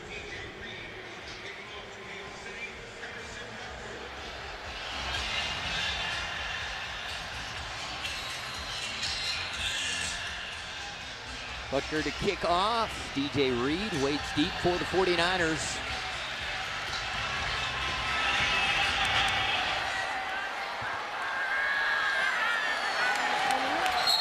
And no chance at a return. Join the fun today by signing up your child for Chiefs Kingdom Kids for free. New members will receive a custom youth football as a welcome gift, invites to free exclusive events at Arrowhead, and more. Join today at Chiefs.com/kids. And these are the kids playing at the half, and there were some huge roars. Fans were loving these guys. Every time that we had teams on both ends of the field, and every time somebody would score or make a big play, this place just erupted. It was a lot of fun for the kids.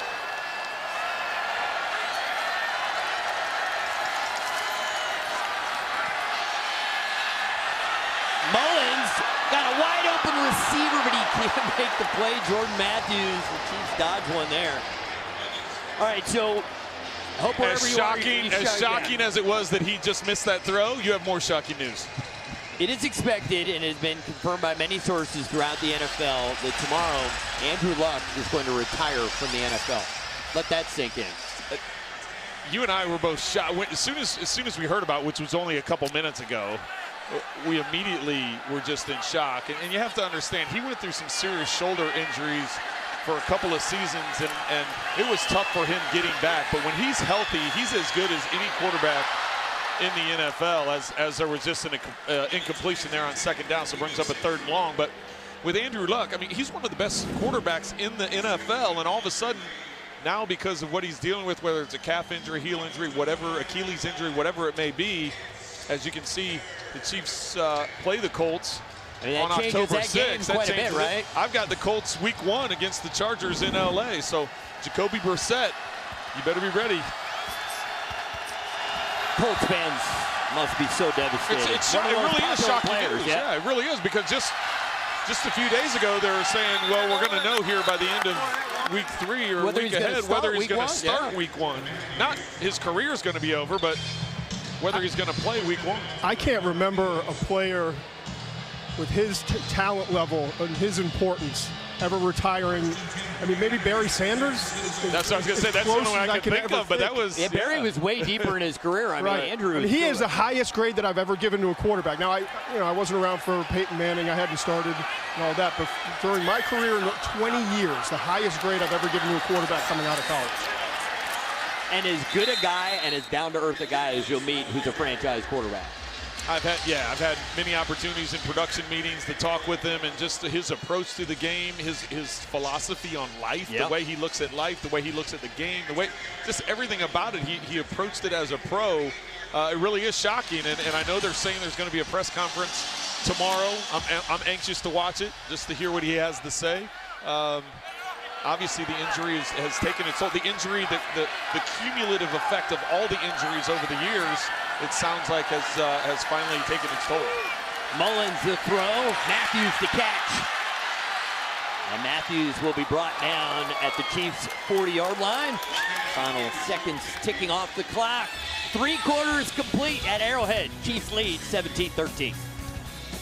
The stretch. Minnesota Vikings last year, certainly a little bit disappointing for them, not getting into the playoffs with Kirk Cousins in his first year with the Vikings. And then they know the Raiders well, but it'll be a new-look Raiders team, and certainly Antonio Brown will change things.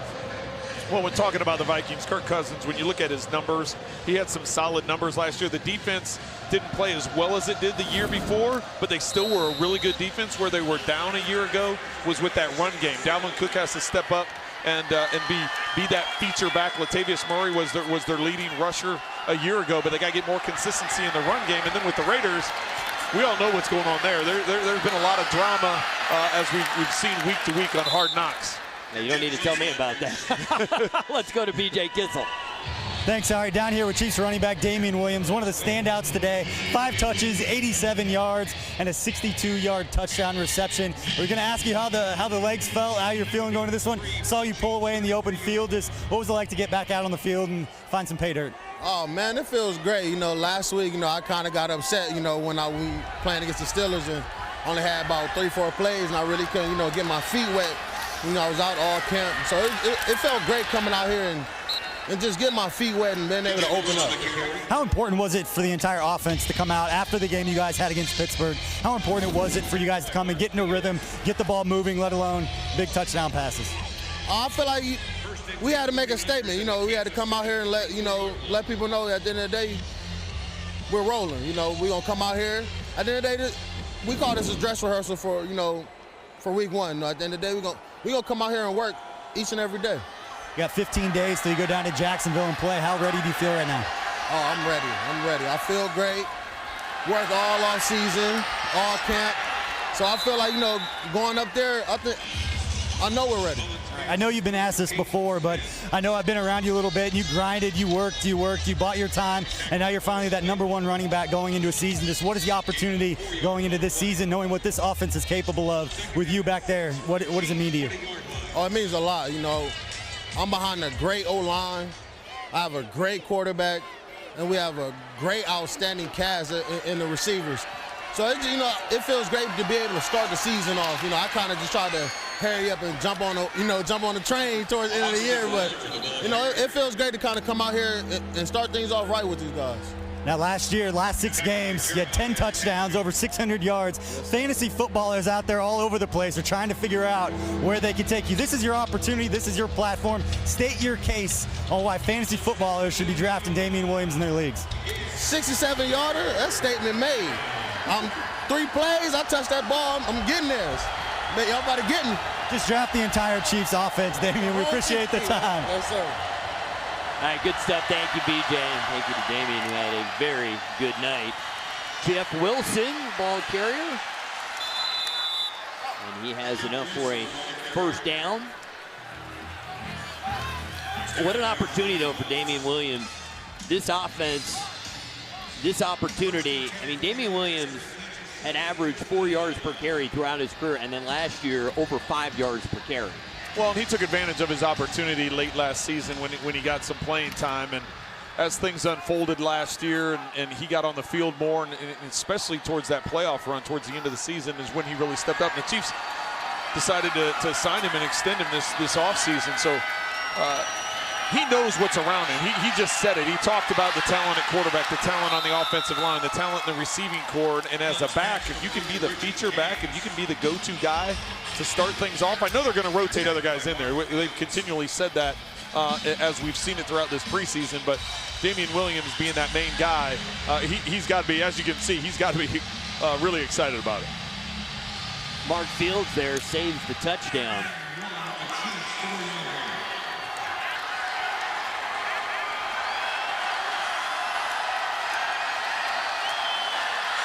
It's a race, and 49ers get in for the touchdown.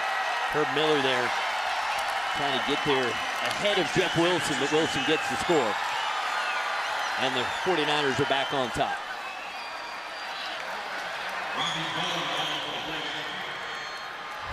Well, this is just not keeping outside contained. See, everything collapses to the inside, and then it's just a foot race to the front pylon. Veteran kicker Robbie Gould on for the extra point.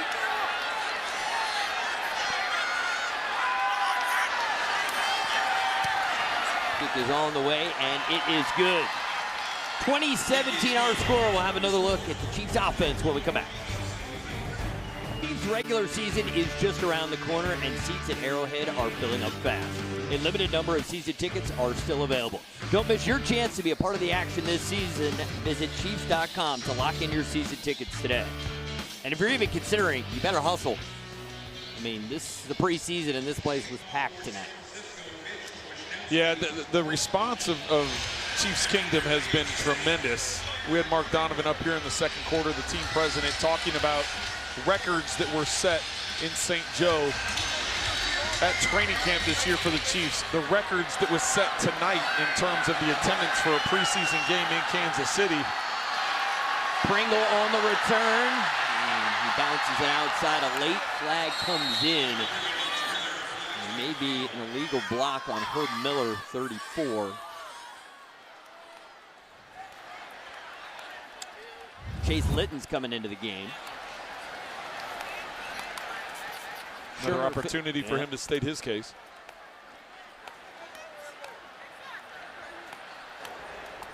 During the return, blocking the back receiving team, number 34. 10-yard penalty from the spot of the foul. First down. With Litton in the game, let's just cap off the night for Kyle Shermer. Real solid 9 for 12, 67 yards, and led him on that 97-yard drive. So good night for Shermer, and now Chase Litton, this is his chance, just as you said, Trent. And also, he's auditioning for the other 31 teams right now. Exactly. Litton, and that's not his fault. The receiver just fell down there, Pringle. And watching Litton in games so far, this will be his third performance. He's played well. I mean, he's completing 67% of his throws, his 2 touchdown passes. He had the 1 interception. But it was really clear talking to Andy Reid that Shermer has an edge over Litton. And so I tend to agree with you. I think that this is absolutely an audition for a big arm quarterback for the 31 other teams to possibly bring him in, because he's got tools. There's a lot to work with here.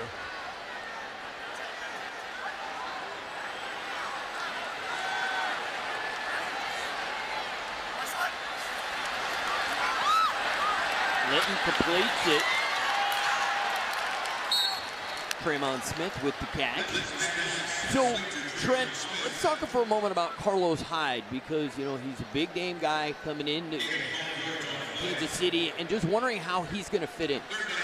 Well, the way they've utilized him in recent weeks, the last couple of weeks as he's in there right now here in the fourth quarter, they've utilized him more in the short yardage and goal line.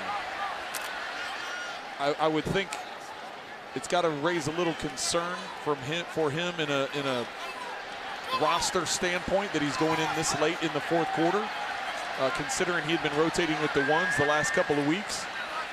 Darrell Thompson got quite a bit of Darrell Williams got quite a bit of looks tonight, quite a bit of touches. Well, because we're still got Darwin Thompson on our mind. I know, because exactly. He's getting work in practice with the ones. I mean, Darwin Thompson has made a very strong case. All right, we're going to step away. A little more than 10 minutes to go on this one. All right, running back by committee, Trent and Todd. There's a lot of options. That's the great news. Question is, who's going to be the odd man out? Well, Damian Williams is the clear starter, and what we saw tonight was a lot of Darrell Williams, and of course Darwin Thompson's been showing up the entire preseason, and that leaves us with Carlos Hyde, who's in the game here late in the fourth quarter. As I said, they've used him mainly as a short yardage and goal line running back the first couple games of the preseason, but you got to start talking numbers, right? Are you keeping 3 running backs? Are you keeping 4 running backs? Who's involved in special teams? Who's not involved in special teams? How many tight ends are you going to keep? How many wide receivers? I mean, this is all a numbers thing. Do you try and get Kyle Shermer onto the practice squad, or does Litton all of a sudden step up and make it as the third quarterback? There's a lot of concerns or a lot of questions in terms of coming up with that final 53. And Brett Veach, the general manager, was really honest with me before the game, and I was a little bit surprised despite watching how good and explosive Darwin Thompson has been. But he said, listen, he's the number 2. The reports are real. Like this guy has played so well that we think he's going to be the number 2. And I just assumed all along that Hyde was going to be the number 2. And now you wonder, is he going to be the number 3? And if they don't keep 4, if they only keep 3, could he be out of town because of Darrell Williams and how much run he got tonight? So it's really an interesting position battle to watch moving forward. And I think, as Andy Reid said the other day, they had almost 1,500 plays that they ran in training camp that we didn't get to see all of. And so they have a much better feel than we do just watching 3 preseason games. And I think that they've gotten a strong sense that Thompson's going to be the number 2, and now there's a battle for 3. Well, Trent, can Darrell Williams handle the role of being the short yardage? I mean, his body, and he looks stout that he can handle being the short yardage guy. Well, and I know Darwin Thompson is smaller, but he's shown he can run inside. How many times have we seen this season, or this preseason, where he's not afraid to run in between the tackles and get low and use his leverage and pick up those tough yards. So I think that's what this whole process is all about. You're trying to weed through everything and make as clear a decision as you possibly can when it comes down to the final cuts. I've done so many studies on the draft, it's kind of embarrassing. But if you can each year get 3 legitimate starters from a draft class and then 1 or 2 solid contributors, like sub-package guys, number 2 running backs, that type, you're going to continue to replenish your roster at a high rate. And now you look at what they did in the draft. You have to add Frank Clark to the mix as well.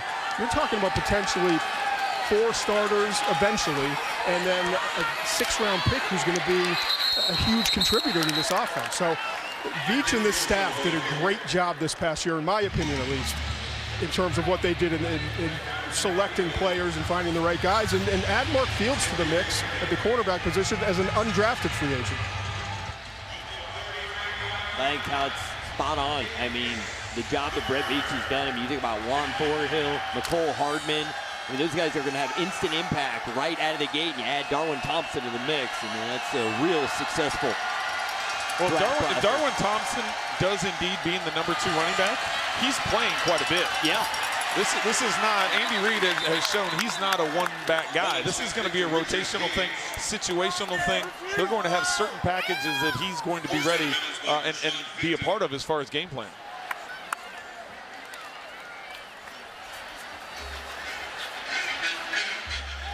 First and 10, 49ers at the 49ers have a first down at their own 39-yard line.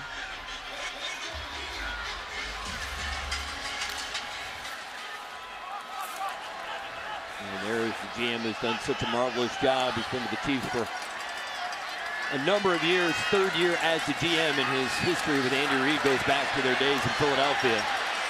And he was an executive assistant to Andy Reid, and their relationship has just blossomed throughout the years, and their trust is complete. I mean, Andy Reid always deflects any credit for what's going on in personnel to Brett. Well, from a personnel standpoint, Claiborne was just called on pass interference there, getting some of his first action here. We'll watch it one-on-one here. They're going to call it. They're going to call it.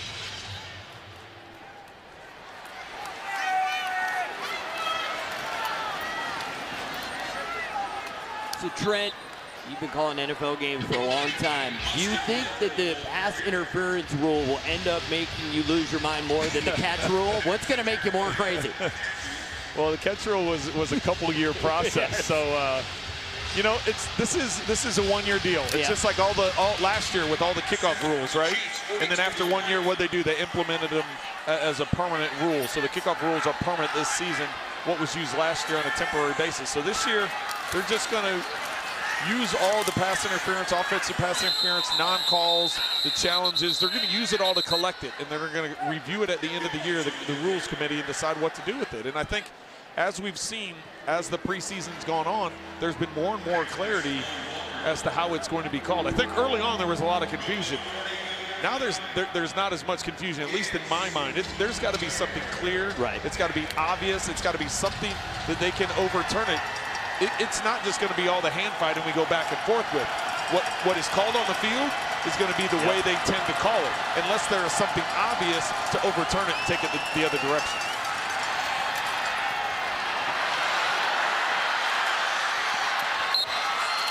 James gets out of bounds.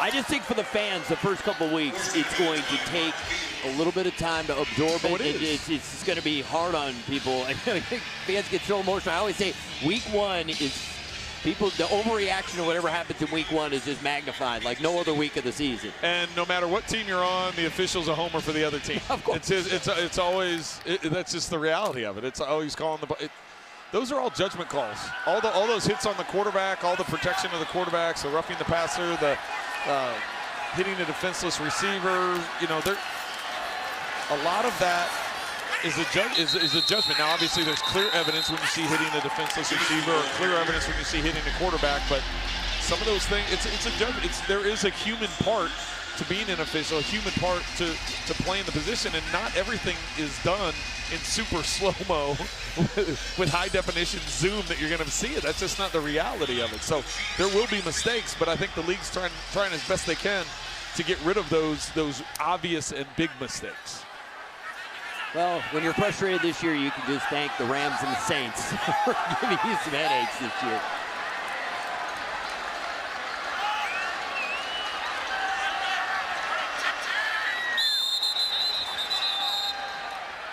Whistle before the play. We'll take a timeout with him. Is 2-by-2 with eligible receivers, and Damian Williams to his left. Mahomes holds it. Wheel route left, Damian Williams midfield, juke move 40, 35, outside the numbers, 20, 15, 10, 5, touchdown! Kansas City on 3rd and short. It's a 62-yard wheel route to the running back, Damian Williams. And I can't... Mitch Holtis, one of a kind. Boys of the Chiefs, more than 20 seasons. That signature touchdown call. Well, he's just one of the all-time best. 49ers drive continues. And it shouldn't come as a surprise to Chiefs fans, the amount of work that he puts in to get prepared every week. It's really amazing, having played here for 6 years and been around him, the amount of film that he watches on a weekly basis just to get ready to call games, and the relationships that he builds with the players and the coaches, and how he studies and prepares every week. It's clear. This is he does a great job for Chiefs Kingdom, and the way he presents the game on the radio for all Chiefs fans. I mean, his passion for the game, fantastic. You know, just makes the fans just absolutely love him. He gets out there in the community, he talks to people, and I just love seeing the fans react to him. Well, we've seen the Chiefs defense come up with some stops in the red zone, leaving the 49ers with field goal attempts. Let's see if they can do it again. And they'd only be down 6 with plenty of time to. Well, I can tell you right now what they're thinking is getting a turnover. They're gonna try not only keeping them out, but trying to get the ball back.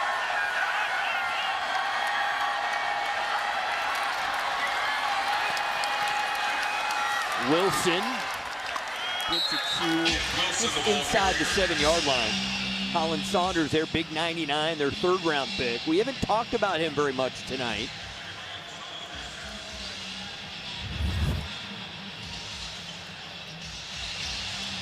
Six feet tall, 324 pounds. Played at Western Illinois, the Leathernecks. Incredible athlete, though. Yeah. I mean, he can do a backflip at that size. Oh, look at that! You said 6'300". It says 6'324". You're leaving off a quarter. Couple twinkies. 49ers get the touchdown. It's Jeff Wilson. Well, Chase Litton, you better get ready for the 2-minute offense with 3:41 to go. Couple timeouts in your pocket.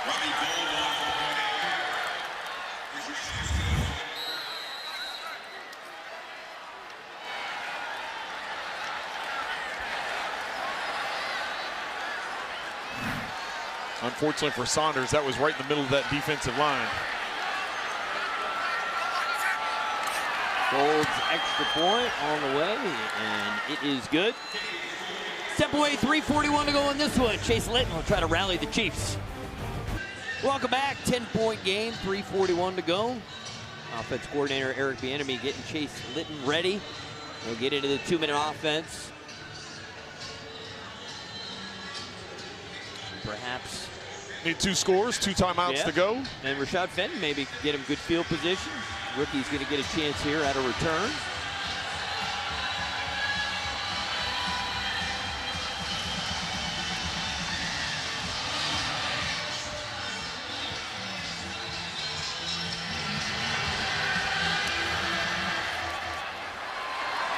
And Fenton will get a chance.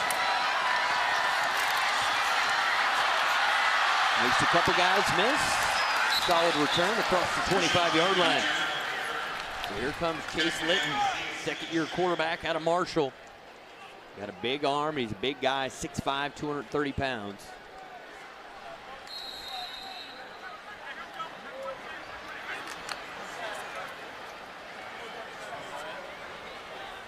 First and 10, Kansas City from the Chiefs' 26-yard line. Well, this is a big test also for that young offensive line. Pace Murphy, Jimmy Murray, Nick Allegretti.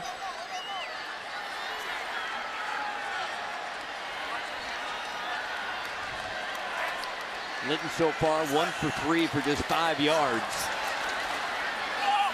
And he overthrows Cody Thompson. I sure thought there was plenty of contact, that there would be a flag there. It looked like the defender was holding Thompson.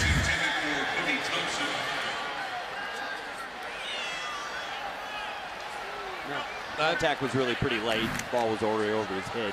Yeah, it's one of those things. I mean, you want to challenge, you want to get a tape put together of what's been called and what hasn't been called, but there wasn't enough there. Linton, that was on target, looking for Davis. All right, let's talk to Chris Jones. We need BJ Kissel. BJ, take it away. Thanks. All right, down here, obviously, like you said, with Chris Jones. Chris, tell me about the 4th down batted pass. Just what was going through your mind on that key play early in this game? Get off the field. We was on the field a long time. And they got down, and they had the guts enough to go for it on 4th and 1, 4th and 2. And they came out with a 3-step drop. So on those plays, I got the slide, and I kind of came out of the slide, and I knew the ball was going fast, so I just threw up my hands, and I was fortunate enough to pat the ball down. Finished with 15.5 sacks last year, his 3rd most in the NFL. A lot made this offseason about Steve Spagnuolo, the 4-3 defense. I know you move all over the place anyway, but how confident are you that you're going to be able to go out and make plays in this defense or any defense? I mean, if you're a player, you can make plays in any type of defense. You know what I mean? Me, myself, I have a lot of confidence, and I trust in the system that Spag run. And it's about playing your game, being comfortable, and utilizing the defense. Also adding a little sauce to it, doing your own thing. We know that you can do that. I know the other guy that has gotten a lot of pub this offseason is Frank Clark. Comes out, gets a huge sack on 3rd down. I know you guys have gotten close. Just what's it like to have that guy in your room? That's my dog. Me and Frank became close. That's my guy, and he's a dog. That's what he does. You watch his film up in Seattle. He did the same thing. Also, he can stop the run. He's very dominant on the run side. So he's a two-way player, and he's an every down player. So adding him to this defense doesn't do anything but add more firepower. I know nobody's got to tell you to have a good time, but we saw you on the sideline just getting with the younger guys, just smiling, having a good time on the sideline. How much fun do you have watching the young guys get out there and then coaching them up when they come over? Hey, look, I try to tell them, man, we playing football. This is not a job. This is something that we love to do. We play football. It's not like a 9 to 5. It's something you got to love to do, and I love it with a passion, man. Just being out here with my brothers, man, because I spend more time with these guys than I spend with my family. And just being out here with my brothers, I want everybody to succeed. You know what I'm saying? If I could tell them something to help them succeed, I'm going to do that. Good stuff, Steve! All right, we'll let you go and celebrate with your guys. All right, thanks, Chris. All right, back to you guys. Thanks, BJ. I like how BJ was like, well, the young guys, Chris Jones is all 24 years of age. There's a lot of young talent on this team. I love how he says, I bring a little extra sauce. You run the defense, you run what Spag run, but you got to bring a little extra sauce. He's a lot of fun. Yes.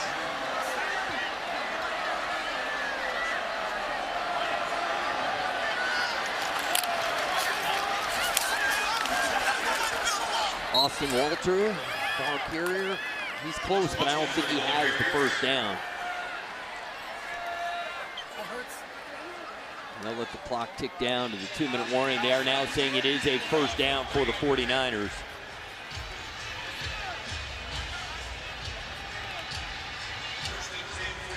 Patrick Mahomes and first-string offense look great.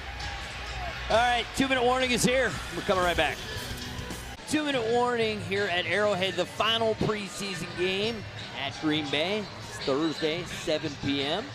Now, Trent, I've been there as a reporter, but I have never called a game at Lambeau. Let's just say that's definitely on my bucket list. So looking forward to talking football with you up at Lambeau Thursday. I tell you what, it's one of my favorite places to go, and I'm a football junkie. I tell people all the time, and especially having friends and former teammates go into the Hall of Fame, I go as a fan. I mean, and so as a fan going to Lambeau and knowing the history there, I love it. I loved going there and playing there. I love going there as an announcer now. But it is cool. There's a big question mark. I mean, Todd McShay, I've seen him do the Lambeau Leap. Don't even get it started. I've been there one time. Steve Levy baited me into doing it. I tell you what, against LSU, Wisconsin. With his Chiefs shirt on, you will get rejected on your Lambeau Leap attempt. Well, this is the whole thing. First of all, I'm so dumb. I jumped on the wrong side. Apparently, there's a shorter side, and I jumped on the higher side. The only smart thing I did was I told all the fans, hey, if I point up to you, I'm coming. And if I was alone in that stadium, it would have taken me about 3 minutes to crawl up the wall. But they pulled me up. They helped pull you up. A lot better. Well, we'll get you on the short side of the field. I've seen, you still got some game. I think Thursday night, we're going to have to put him to the test. We'll work on it over the next few days. Get with your trainer over the next couple of days, Todd, and you'll be ready to go on Thursday. Some plyometrics, some stretching. Yeah, whatever you need to do. Some box jumps, get you ready. There you go. It's an ugly scene. So that should be a lot of fun, and that'll be the last opportunity for a lot of these guys to play in the NFL this season. When you go from 90 to 53, it's a lot of guys who won't be in a Chiefs uniform. So big opportunity for a lot of guys to get on tape and show they belong in the NFL. Well, and you know, we've talked about this throughout the preseason. There's going to be a lot of guys that get cut on this roster that end up on other teams' rosters because of the depth that Brett Veach and his staff have put together. And that just tells you the quality and the depth that this team and this roster has. AAC Cutdown Day coming up August 31st. That is next Saturday, just a week from today.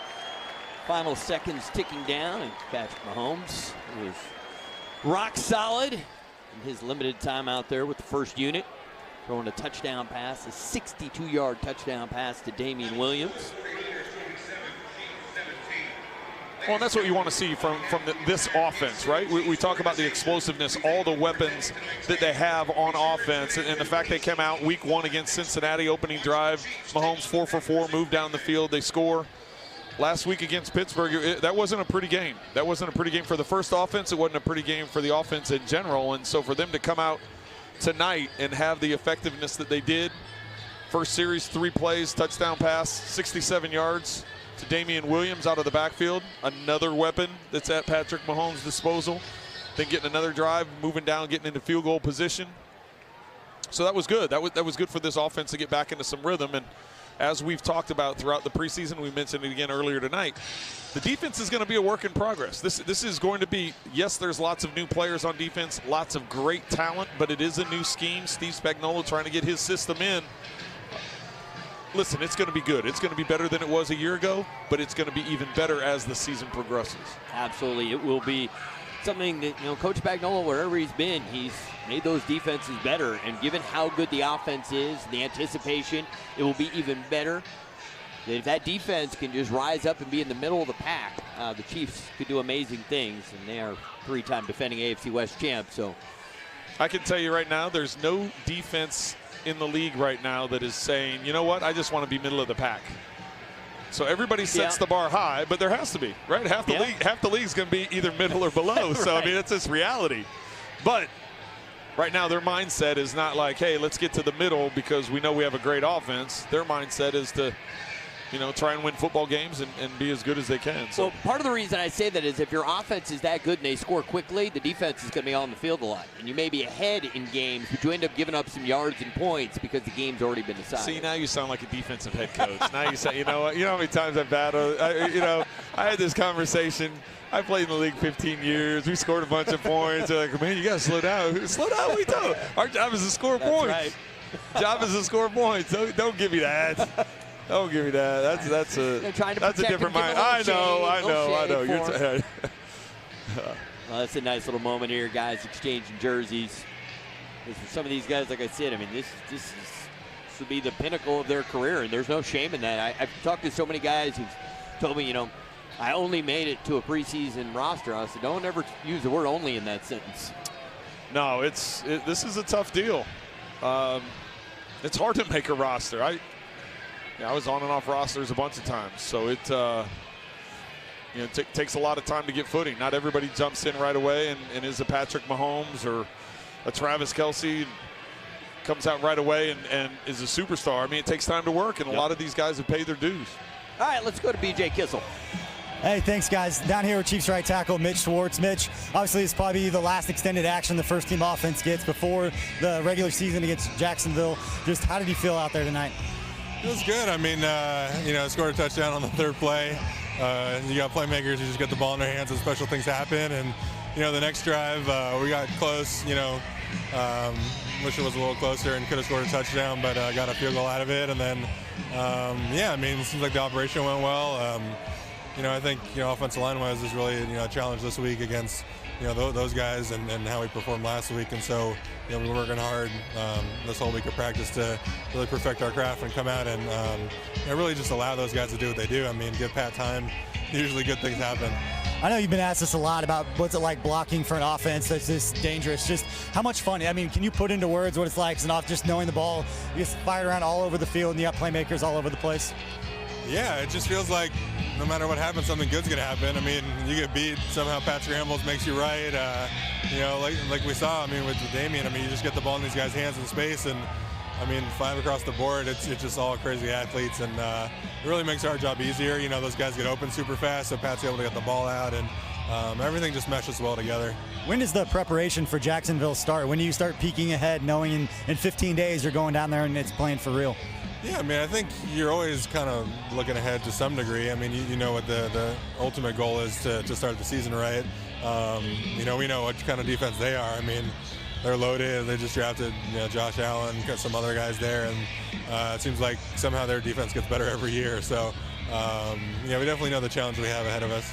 My favorite thing to ask you about every year is the O-line masterminds down in Dallas. I know you did it again. I know Duke had more guys down there. Duke Manyweather, the guy who runs it. Just how important was that, and where do you see that whole thing going, getting offensive linemen from around the league together to kind of share tips and talk about the guys that you guys all have to try to block?